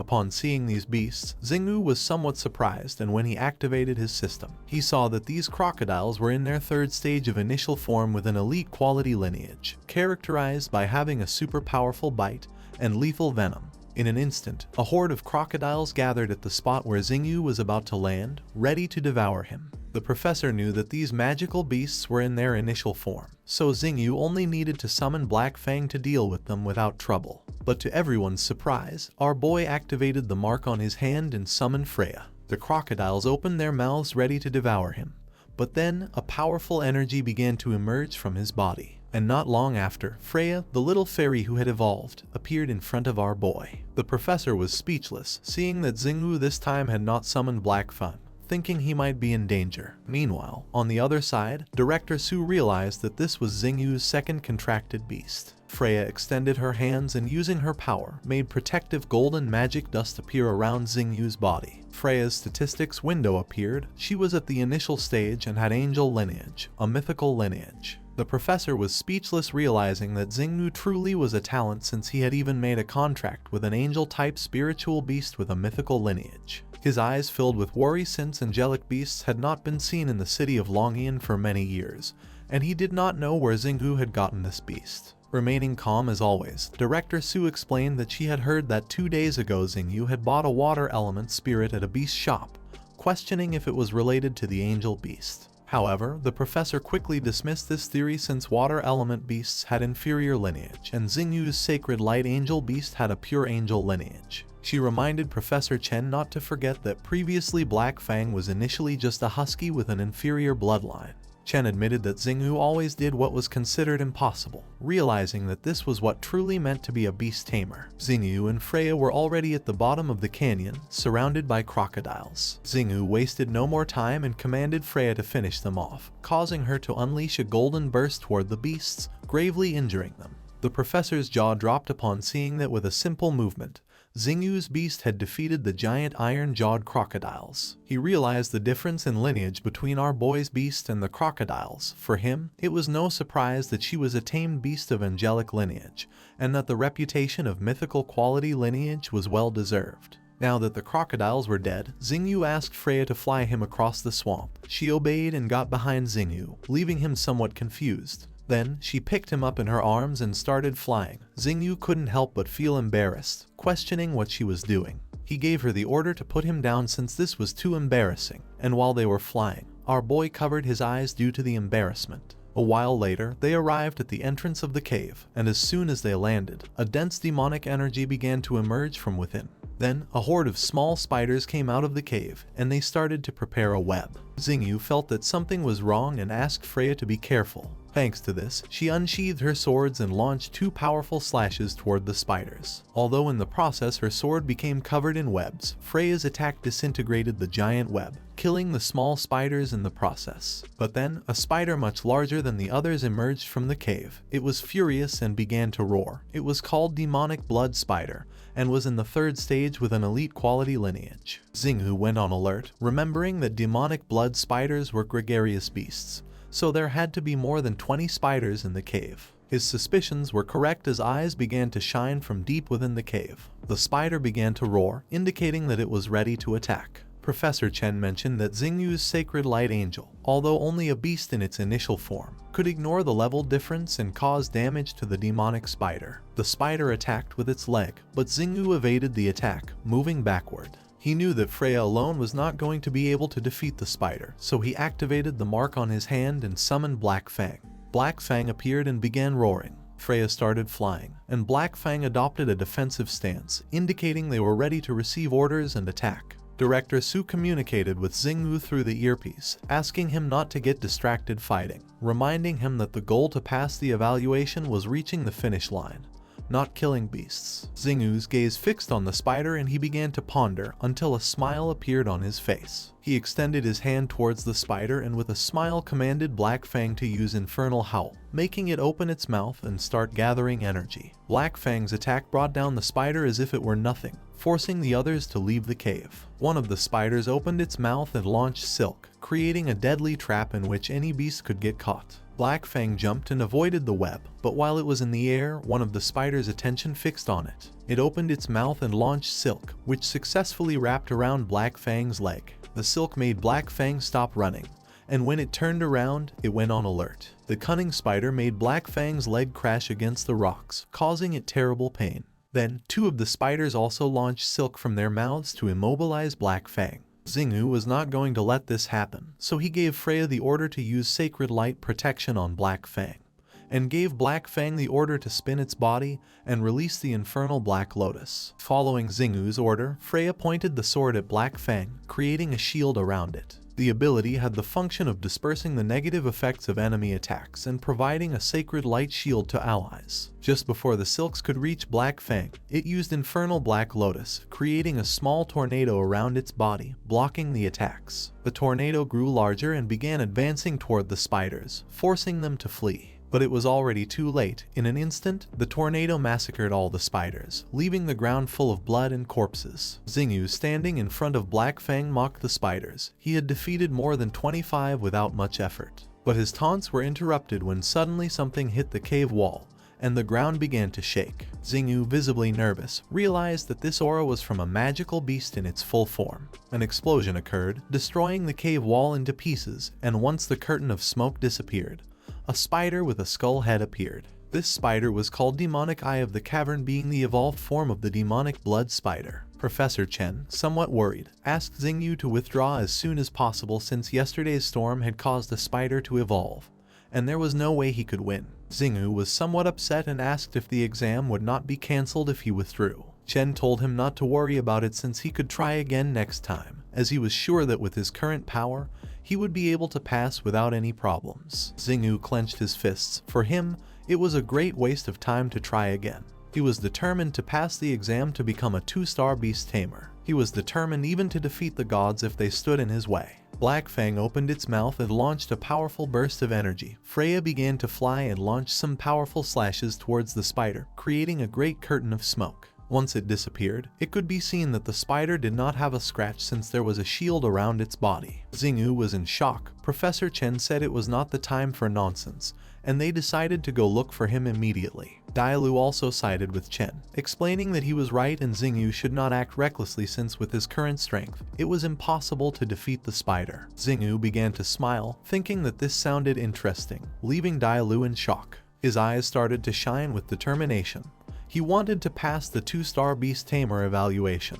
He wanted to defeat this magical beast and test his own limits. Dailu thought that Xingwu was truly crazy. The spider became enraged. With a smile, our boy gave the order to Black Fang to infiltrate behind the spider with the help of Silent Shadow, and then attack with Silent Claw. Following his order, Black Fang transformed into a shadow. The spider didn't notice and launched silk towards Xingwu. Seeing this, Xingwu asked Freya to protect him. Black Fang emerged behind the spider and just before it could realize, used the Silent Claw and attacked the spider in the abdomen, creating 2 deep cuts. The spider, upon noticing this, struck Black Fang with one of its legs. Xingwu's eyes were full of concern. The spider's attack was so strong that Black Fang's body was sent flying toward them. Luckily, Freya reacted in time and created a shield in front of Xingwu. Black Fang's body collided with the shield, causing Xingwu's body to be thrown against the cave wall. Xingwu's body created a big hole in the wall, but despite having taken some damage, He and his beasts were fine and had not received any serious injuries. The spider started laughing, thinking it had defeated them. Xingyu, showing a thumbs down, asked why it was so proud and if it was mocking him. To him, this behavior was not surprising since after all it was a monster with a human face. The spider, visibly furious, launched silk at them again. Xingyu mounted Black Fang and with a leap, they dodged the attack. He knew the silk was poisonous, so he asked Black Fang to move away from the spider. Black Fang began to flee the area. Xingyu used the dragon's eyes. He knew that continuing to fight like this would lead nowhere. He had to think of some way to defeat the beast. But then, the spider's life bar appeared, and little by little it was decreasing. Blood began to emerge from the wound that Black Fang had inflicted on the spider. Xingyu's attention was fixed on the wound. He was somewhat confused since the wound wasn't that deep, but the silk that the spider had expelled wasn't as strong as before, questioning whether it could be that the amount of blood was related to the spider silk. Black Fang was struggling to run with Xingyu mounted on it. Our boy noticed this and, seeing that his beast was injured, knew it couldn't carry him any longer, so he asked Freya to carry him flying. Following Xingyu's order, Freya grabbed him and they started flying, making Black Fang feel lighter. Xingyu turned around and saw that the spider's health bar had dropped again. A smile appeared on his face as he found a way to deal with it. He asked his beast to spit at the spider. Black Fang was somewhat confused, but Xingyu clarified that it was only to make it angry. Black Fang turned and spat, and its saliva fell on top of the spider's head, making it explode with rage. Xingyu's plan worked since the spider shot 3 silk threads from its mouth. Our boy commanded Black Fang to use Stealthy Shadow. It submerged into the ground, transforming into a shadow. He finally came to the conclusion that the spider's vital essence was consumed when releasing silk. When the last thread of silk in its body had been completely released, it would be like a candle in the wind. He explained to his beast that it didn't need to put itself in danger, it just had to enrage the spider by any method. Black Fang roared, indicating that it had understood. Black Fang created a copy of itself made of shadow, leaving the spider somewhat confused. It attacked again using silk, but Black Fang jumped and dodged the attack without much difficulty. But while it was in the air, the silk stuck to its leg, and by the time Black Fang realized it was already too late. With the help of the silk, the spider slammed Black Fang's body against the ground and then attacked using its sharp leg. Black Fang recovered and stepped back to distance itself from the spider. With a serious tone, Xingyu asked Black Fang not to hold back and advised it to activate demonic transformation.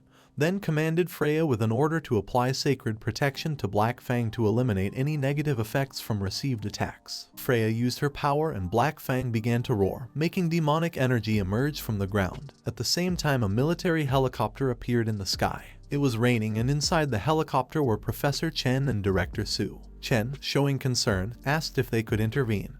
But with a calm and confident tone, she suggested waiting a little longer since Xingyu seemed to have found a way to deal with the spider. But Chen wasn't so sure if Xingyu and his beasts would be able to hold on. Night fell and 7 hours had already passed. The spider was still standing as well as Freya and Black Fang. Xingyu was exhausted, but the spider had already lost more than 90% of its life, and the color of the silk had also faded.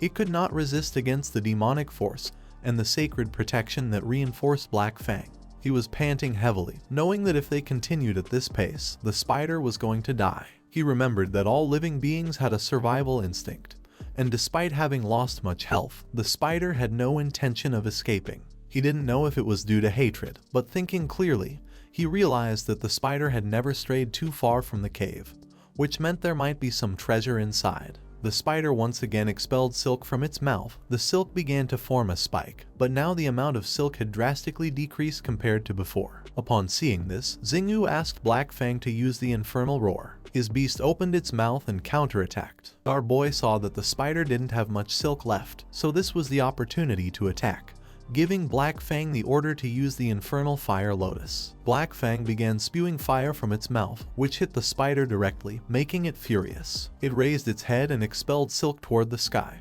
But luckily Freya reacted in time and using her wings and body, blocked most of the silk, thus saving Black Fang and Xingyu from the attack. Our boy asked his beasts not to worry about him, as now the important thing was to kill the spider. He commanded Black Fang to use the infernal fire lotus one last time. Black Fang launched a powerful flame of fire, which struck against the spider's abdomen, inflicting much damage and causing its body to crash against the ground. Xingyu, who was very exhausted, sat down and couldn't help but sigh as they had finally managed to defeat the spider, praising his beasts for having done a good job. he decided it was time to take a look to see what was inside the cave. Xingyu stood up with the help of Black Fang, ready to enter. But then, Director Su contacted him, asking him to hurry up.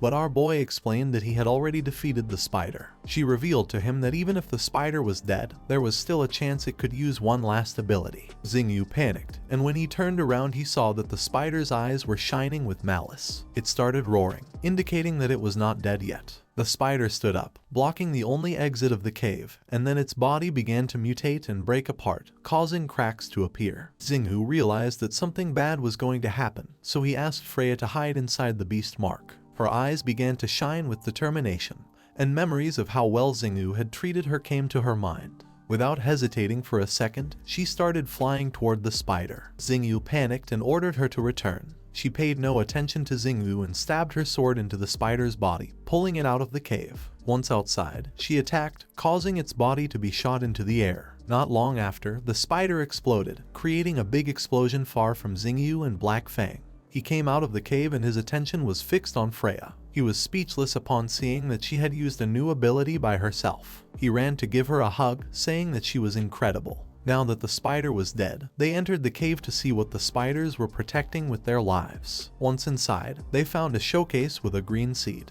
Xingyu, somewhat curious, asked if Dailu knew what type of seed it was. She explained it was the ancestor of the plant-type spiritual beast with ancestral lineage called Beast of the Celestial Soul. Xingyu took the seed and his eyes widened with happiness since it was a very difficult seed to obtain. With such a strong lineage, he assumed that it must be extremely difficult to cultivate. He asked if Dailu knew how to cultivate this seed. She began to touch her chin and explained that the conditions for cultivating it were complicated. It was necessary to water it with dew from phoenix tail grass, nectar from magical firefly flowers, and fertilize it with manure from magical beasts. Xingyu was somewhat confused since cultivating the seed seemed harder than taking care of a rich girlfriend. He started inspecting the seed and remembered that Dailu was an emperor beast, and moreover a magical beast who had angered the empress of the Dragon Kingdom. Someone as important as her should know many divine beasts. She got angry asking if he wanted her to collect excrement. Xingyu started to smile since he was not asking her, making Dailu even angrier. After obtaining the seed, Xingyu left the cave and met Director Su in the helicopter. She was worried about him, but our boy, who was hiding the seed, asked her not to worry about him. 2 weeks later, Xingyu went to the stadium in Four Spirits City where all the spectators were excited. It was no wonder to him that this was a large-scale national competition since people were very enthusiastic. Just then, young Shuo and Xin Xing appeared. With a smile the brother announced their arrival. Xingyu greeted them with a kind smile and mentioned that Liu Jin had become more beautiful. Young Shuo was in shock. He spat out his drink upon seeing Xingyu. He was furious, demanding to know why Xingyu was calling his sister Liu Jin instead of Xin Xing. With a calm demeanor, our boy responded that Xin Xing was complicated, so he had given his sister a nickname. Yang Shuo exploded with rage upon seeing that Xingyu had given such a vulgar nickname to his sister. He swore by his name to give him a beating in the competition. Xin Xing intervened and asked her brother to calm down. Yang Shuo respected his sister, so he nodded. Xin Xing sat next to Xingyu and he asked her if she had improved her tamed beasts. With a smile, she explained that her first beast had already advanced to the second stage and her second tamed beast had awakened the lightning attribute. Yang Shuo was in shock to see that his sister not only took the initiative to talk with Xingyu but also accepted the nickname Liu Jin. He could not avoid crying as he remembered that his sister was very resentful. A couple of years ago, he called her by a nickname and as a consequence she got angry and did not speak to him for days, realizing that she was spoiling Xingyu too much. Yang Shuo started to go crazy. Xingyu, who was somewhat confused, asked Xin Xing what his brother was talking about. She was somewhat disappointed and asked our boy not to give it much importance. Touching his head, Xingyu changed the subject by asking who their opponents were. Xin Xing replied that she didn't know since the results of the draw had not been published. But then, someone appeared and revealed that the results had already been published. Upon hearing this, the attention of the three turned to one side. It was Director Su. While she was holding a folder, she revealed that their first opponent was White Tiger Academy. She made it clear that no matter what, today they must completely crush them in the individual matches. Someone joined the conversation, asking why Director Su was so angry. It was a blonde woman who mocked them by questioning why she was so afraid of losing to White Tiger Academy. Director Su, visibly upset, asked why Director Zhu was not returning to her reserved seat and what she was doing in the preparation area of Qinglong Academy, explaining that if she wanted to see the results of the draw, she could do so from her phone. Calmly, Zhu replied that she had come to take a look at the new talent of Qinglong Academy. She had heard that he had fought against a magical beast in full form and could also simultaneously control beasts with both hell and angel attributes, just like that man. Zhu got face to face with Director Su and mentioned that seeing it with her own eyes was the best way to confirm it. She admitted that Xingyu had some talent but said he was nothing more than another ordinary talent. Director Su became angry and asked if Zhu believed her students were better than those of Qinglong Academy. Yang Shuo, somewhat confused, began to show a forced smile, asking Director Su to calm down. Our boy remembered that she was Zhu Qinglu, and it was said that she and Director Su were rivals who had been competing with each other since elementary school. Whether in grades or family background, both always thought about surpassing the other. Professor Chen intervened and asked them to calm down, informing them that the Empress was about to arrive. Zhu and Su turned their backs on each other, visibly upset. Before leaving, Zhu promised to make the Qinglong Academy pack up and go home. Su did not let herself be offended and mentioned that this remained to be seen. With an angry expression, she gave the order to Xingyu, Yang Shu, and Xinxing to follow her onto the stage to welcome the Empress. The roof of the stadium began to open, letting in the rays of the sun. Then a cloud began flying toward the stadium. Above the cloud, there was a spiritual beast. Everyone was surprised to see that the Empress had arrived. According to some, she was the most beautiful and powerful woman in the Dragon Kingdom. Her name was Shangguan Lan. She was a beautiful woman with white hair and orange eyes, and the Empress of the Dragon Kingdom, and her tamed beast was a powerful dragon. The dragon began to fly through the sky, leaving Xingyu speechless. She was the strongest beast master in the Dragon Kingdom and her aura was truly terrifying. Once her dragon landed on the platform, she got off and began to observe in silence. Xingyu's gaze fixed on the Empress's insignia. His eyes widened in surprise as she had an 11-star insignia, being stronger than all the 10-star beast tamers. He finally realized that the difference between her and him was not as simple as just a few stars. Xingyu activated his power and his eye began to shine, making the dragon's status window appear. However, the system could only see some of its stats. It was in the 3rd stage and had the pure Qilin lineage of legendary quality. Xingyu swallowed, realizing that the power gap was too great, beyond the detection range of the dragon's eye. He put his hand under his chin and remembered that Dailu was being sought by order of the Empress, questioning how she had survived. According to him, she should feel lucky to have found him since without his help, she would have died. Even though Dailu was upset, she had no choice but to think that Xingyu was right. The Empress sat on her throne. Xingyu asked if the sacred rainbow Qilin was the only spiritual beast Shangguan had. Dailu revealed it wasn't. Under the command of the Empress, there were even more powerful spiritual beasts. A powerful golden dragon appeared around the Empress's body. Xingyu's jaw dropped upon seeing a dragon with pure power. He asked Dailu if the Empress had a spiritual beast under her command that was a pure dragon, recalling that pure dragons had been extinct for more than 100 years. Dailu crossed her arms and said she didn't know. Xingyu was in shock because, according to historical records, only pure dragons, pure phoenixes, and pure Qilins possessed blood with world-creating qualities. In terms of strength, dragons were the strongest, followed by phoenixes and then Qilins. But the dragons had been extinct, and if it wasn't false, Xingyu didn't know how she had contracted a dragon. He also noticed that she additionally possessed one of the 3 great relics of the Dragon Clan. The Dragon's Tear, it was just as Xingyu suspected. The war against the dragons wasn't so simple. The Empress sat on her throne and gave the order to start the competition. With a smile, Yang Shuo explained to Xingyu that nothing would happen if he lost the individual match, as they still had the 2 of them. Director Su mentioned that according to the result of the draw, Xingyu was first. With a confident smile, Xingyu promised to secure the first victory. Xingyu and his opponent descended into the ring. The first match was between Lin Tianxai, son of the president of White Tiger Academy, and Xingyu, a humble genius from Qinglong Academy. Xingyu summoned Black Fang, and Lin Tianxai summoned his beast called Red Sand Snake. Xinxing was worried since the red snake had the sand attribute, being a direct counter to Black Fang who had the fire attribute. Yang Shuo calmly mentioned that in a duel of the same level, attribute restriction was more important than lineage. So in this round, Xingyu had it tough. Lin Tianxai gave the order to his snake to use the sand tornado, causing it to launch a powerful ray of sand which transformed into a sand tornado. Xinghu was not going to stand idly by, so he commanded Black Fang to use the infernal howl. The attack struck the tornado but did not completely destroy it. In the process, Black Fang received several injuries. With a smile, Lin Tianxai mocked Xinghu, revealing that his serpent countered Black Fang and that he was destined to lose. If Xinghu surrendered now, he would show mercy. With a smile, our boy asked him not to claim victory so early since the fight had only just begun.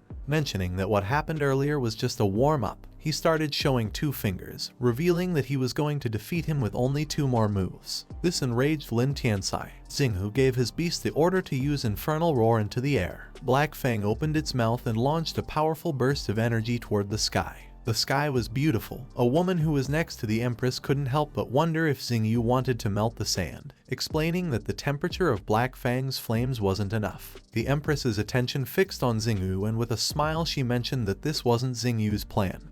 The woman became curious, wanting to know what he had in mind. Black Fang's infernal howl reached up to the clouds, and the Empress revealed that he wanted to use the rainbow cloud she had brought. Lin Tianxai was dumbfounded and confused, his gaze fixed on Black Fang. He did not know what Xinghu planned to do. Just then it started to rain, making Lin Tianxai's eyes widen in surprise. He knew this was not good, so he gave the order to his beast to stop Black Fang. The snake began to release fire, ready to attack. A cloud began to form in the sky and it started to rain with even more intensity. With a smile, our boy made it clear that it was already late, and that Lin Tianxai had already lost the opportunity. Lin Tianxai could not help but panic since now the entire arena was wet, and now his red snake was not going to be able to use either the sand whirlwind technique or quicksand. Xinghu extended his hand and gave the order to Black Fang to use the infernal lotus. It jumped, opened its mouth, and launched a powerful burst of fire towards the snake. Lin Tianxai's beast had no time to react, and its body was completely scorched due to the intense flames. In a matter of seconds, the snake fell defeated to the ground, and not long after, Lin Tianxai fell to his knees, and smoke began to emerge from his mouth. Everyone was in shock upon seeing that Xinghu had managed to win with just 2 moves. For them, Xinghu's plan to make it rain had been incredible. The Empress could not help but smile upon seeing that in critical moments, Xinghu knew how to think quickly. The assistant appeared and, while holding a report, mentioned that Xinghu's background had been investigated and nothing out of the ordinary had been found.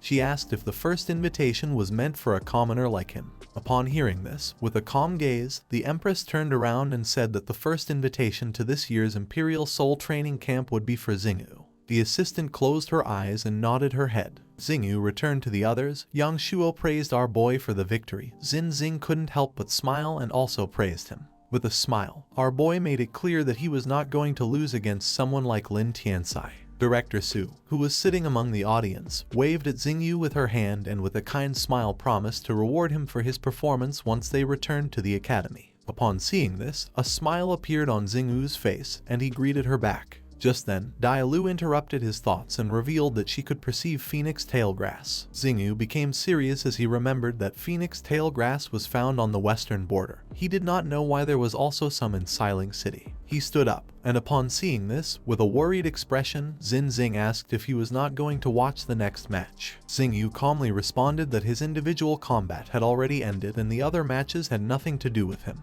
He left with the excuse that he needed to go to the bathroom. Pointing at herself, she mentioned that it was now her turn.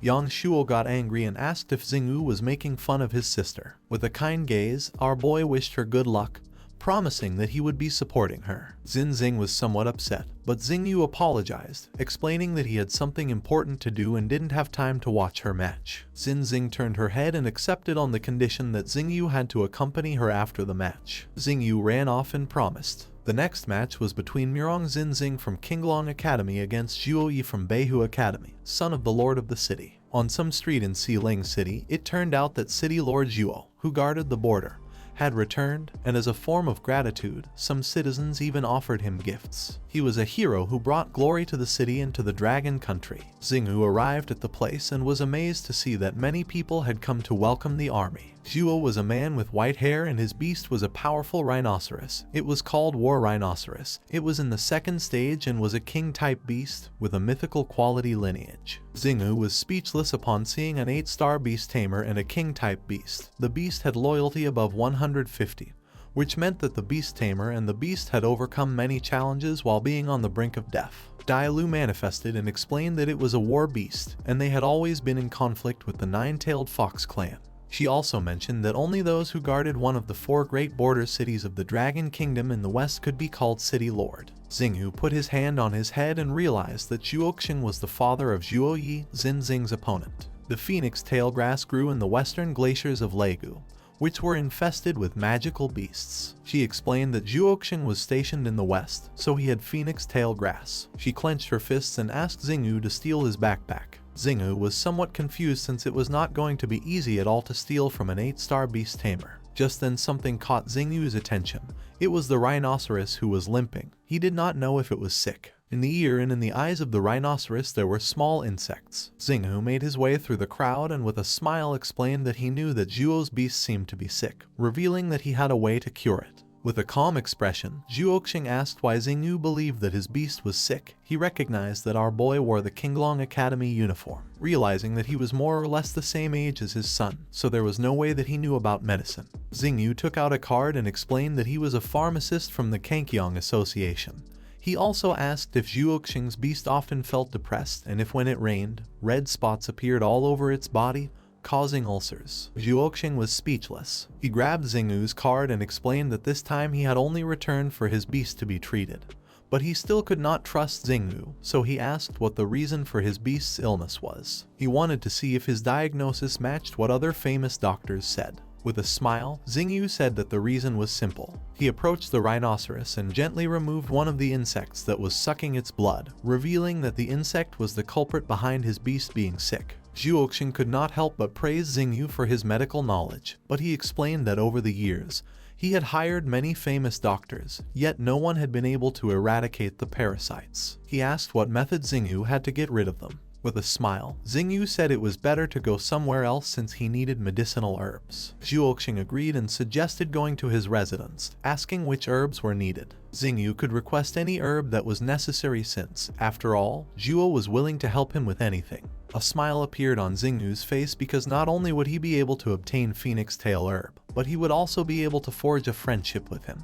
A while later, they went to Zhuoxing's residence. Xinghu began gathering the ingredients for the medicine, explaining that 15 grams of silver petals, 20 grams of geranium herb, and 25 grams of coconuts were needed. Then everything had to be boiled to create the spiritual purple essence. Xinghu prepared the medicine specialized in treating his beast's illness. The liquid had to be taken orally, and the medicine residues had to be applied externally. It had a fast effect and no side effects. He knew that Xing did not trust him, so he suggested testing it on another beast first. Xing refused and decided to trust him. They went to the room where his beast was, and he gave it the medicine to drink. Not long after, his beast fell asleep like a log, and then the parasites that were on its skin slowly began to come out. Xing was in shock since it had been a while since his beast had slept so well, realizing that the medicine was incredible.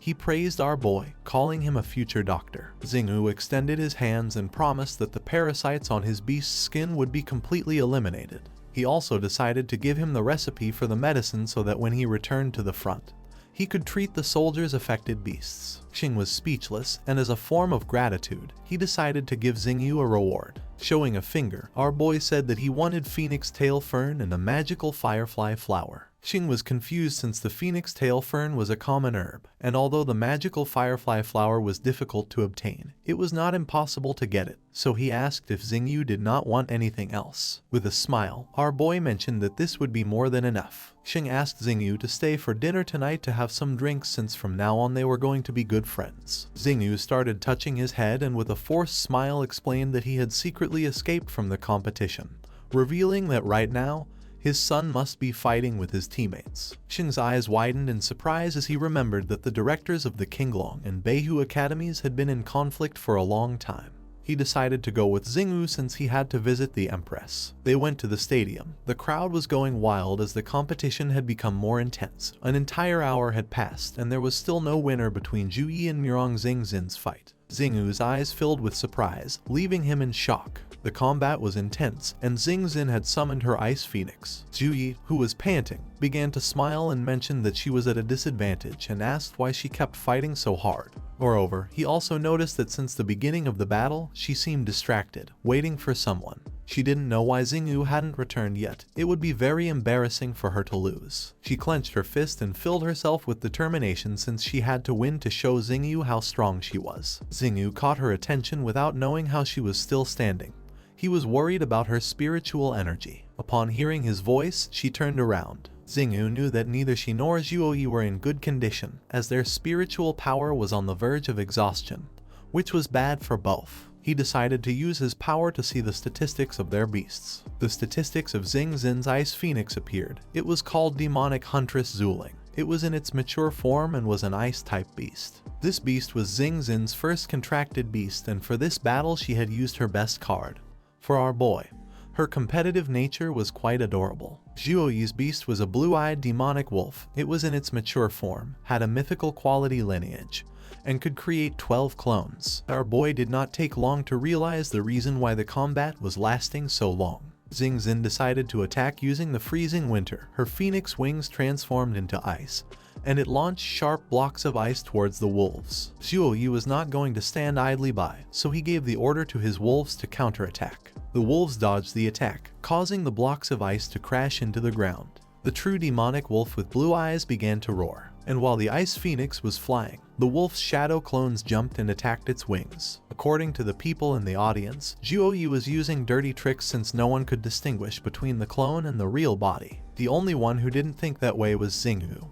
His attention was fixed on the wolves, knowing that there was still a way to find the original body. Currently, Xing Zin could only attack once more before her spiritual energy was completely depleted. Just then, our boy started coughing, catching her attention. Xingyu put his hand on his chest and began to pant heavily. Xing Zin's eyes widened in surprise, but she soon realized that he was trying to help her. She turned around, and behind her were 3 clones of the wolf. She focused and saw that one of the wolves was panting due to exhaustion. Pointing at the wolf, she gave the order to her ice phoenix to attack. The phoenix attacked again, launching blocks of ice. The attack was so fast that the wolf had no time to react, and several blocks of ice pierced its chest. Zhuoyi panicked, but decided to calm down since his wolf could still switch bodies with one of the clones. But to his surprise, Xing Zing's attack froze the body of his beast, leaving it immobilized. Xing Zin wiped the sweat from her forehead and couldn't help but smile. The presenter announced the result of the combat. The winner was Murong Xing Zin from Qinglong Academy with an individual score of 2-0. Yang Shuo extended his arms to give his sister a hug, saying that she was the best. With a proud smile, Xingyu praised her for the victory. Xing Zin hugged Xingyu and with a smile thanked him. Seeing this, Yang Shuo was in shock and turned pale. His jaw dropped and his body began to tremble. He did not know what his younger sister was doing or what Xingyu had done to her. With a forced smile, Xingyu promised that he had not done anything to his sister. Yang Shuo began pointing at him with his finger and, with an angry expression, demanded that he stop hugging her, swearing that if he tried anything strange with her, he would kill him with a headbutt. Zhuoyi arrived at Director Zhu, who was furious and smoking a cigarette. He put his hand behind his head, admitting that he had also been defeated. She couldn't help but get even angrier and broke the cigarette in half, leaving Zhuoyi and the others in shock. With a gaze full of rage, she ordered them to meet with her in the afternoon to discuss the team's tactics, warning that if they failed to achieve the desired result, no one would be able to sleep. She planned to make them train until they couldn't anymore. The audience began to cheer for Xing Zin. Someone approached the Empress and realized that their son still needed more training, and admitted that the daughter of General Murong was meticulous and capable of discovering flaws at key moments. It was no wonder that she was the most promising candidate of Qinglong Academy. It was Zhuoxing. With a confident smile, the Empress asked him to stop playing dumb, revealing that she had discovered the wolf's weakness thanks to Xingyu's help. Xing knelt before her, asking her not to blame the children and to give them a chance, leaving the Empress somewhat surprised. She got up from the throne and mentioned that Zhuoyi, Murong Xing Zin, and Xingyu had shown excellent performance. She promised to give them an invitation to the Imperial Soul Training Camp. Xing was delighted to hear this and thanked her from the bottom of his heart. Xingyu began to show a kind smile and asked Brother Yang Shuo where he recommended going to eat since Director Su had given them permission to go out for dinner tonight. Yang Shuo, somewhat annoyed, asked whom Xingyu was calling brother. Just then, a man holding a golden envelope with a red insignia approached them and, with a smile, mentioned that the performance of Xingyu and Xing Zin had been recognized by the Empress, revealing that the envelope was an invitation to the Imperial Soul Training Camp. With a smile, our boy accepted the invitation and grabbed the envelope. Xingyu, somewhat confused, asked Yang Shuo what the Imperial Soul Training Camp was. Yang Shuo crossed his arms and explained that it was a camp specially established by the Empress for the new students of the 4 great academies, revealing that the Empress was the mentor. Everyone who entered the camp without exception became the most outstanding pillars of the Dragon Kingdom. Xingyu's eyes widened with seriousness. He could not believe that the Empress was going to teach them personally. And despite the many advantages of being by her side, he had signed a blood contract with Dai Lu. And if this came to light, he knew something bad was going to happen. He couldn't help but sigh. Seeing this, Xingzin felt worried and caressed his cheek. With a smile, she asked him not to worry, reminding him that they had arranged with Director Su to go eat barbecue. With an uncertain expression, Xingyu let out a sigh. After a few hours, night fell and they went to a restaurant where the food was delicious. Xingyu, Xingzin, and Yan Shuo sat down and began to enjoy some delicious meat skewers. With a confused gaze, Xingyu remembered that they came from the 4 great families. He could not believe that they had agreed to eat at a street stall. Yan Shuo took a bite of the meat skewer and mentioned that the 4 great families did not only eat cereals, explaining that he used to go with his sister to eat at street stalls often. Xingzin felt somewhat embarrassed, moved away from them a little, and started eating. Some time ago, Xingyu went to eat with the little girl, and both were shocked when they saw Chinese churros since they had never tried them before. Xingyu explained that he did not expect the geniuses of the 4 great families to enjoy the food from street stalls. Xingzin closed her eyes and let out a sigh. Yang Shuo grabbed a can of soda and took a sip. Seeing her expression, Xingyu asked if there was any problem. She explained that she was slightly bothered by her older brother's attitude. With a smile, our boy asked if Xingzin had her period. He started pointing at himself with his finger and explained that he was a doctor and could help. Yang Shuo spat out the soda and swore to kill Xingyu. Our boy got nervous and promised to drink 3 glasses of alcohol as punishment. Yang Shuo clenched his fist tightly, crushing the soda can, and made it clear that this punishment was not enough since the alcohol was as mild as water. Xingyu stood up and asked the waiter to bring the strongest alcohol in the house. The waiter brought a box and placed it on top of the table. A confident smile appeared on Yang Shuo's face. He decided to compete with Xingyu, vowing not to stop until he defeated him, promising that if he lost, he would take his surname. This is the end of the video. If you guys want to see the next part, then don't forget to subscribe and like the video.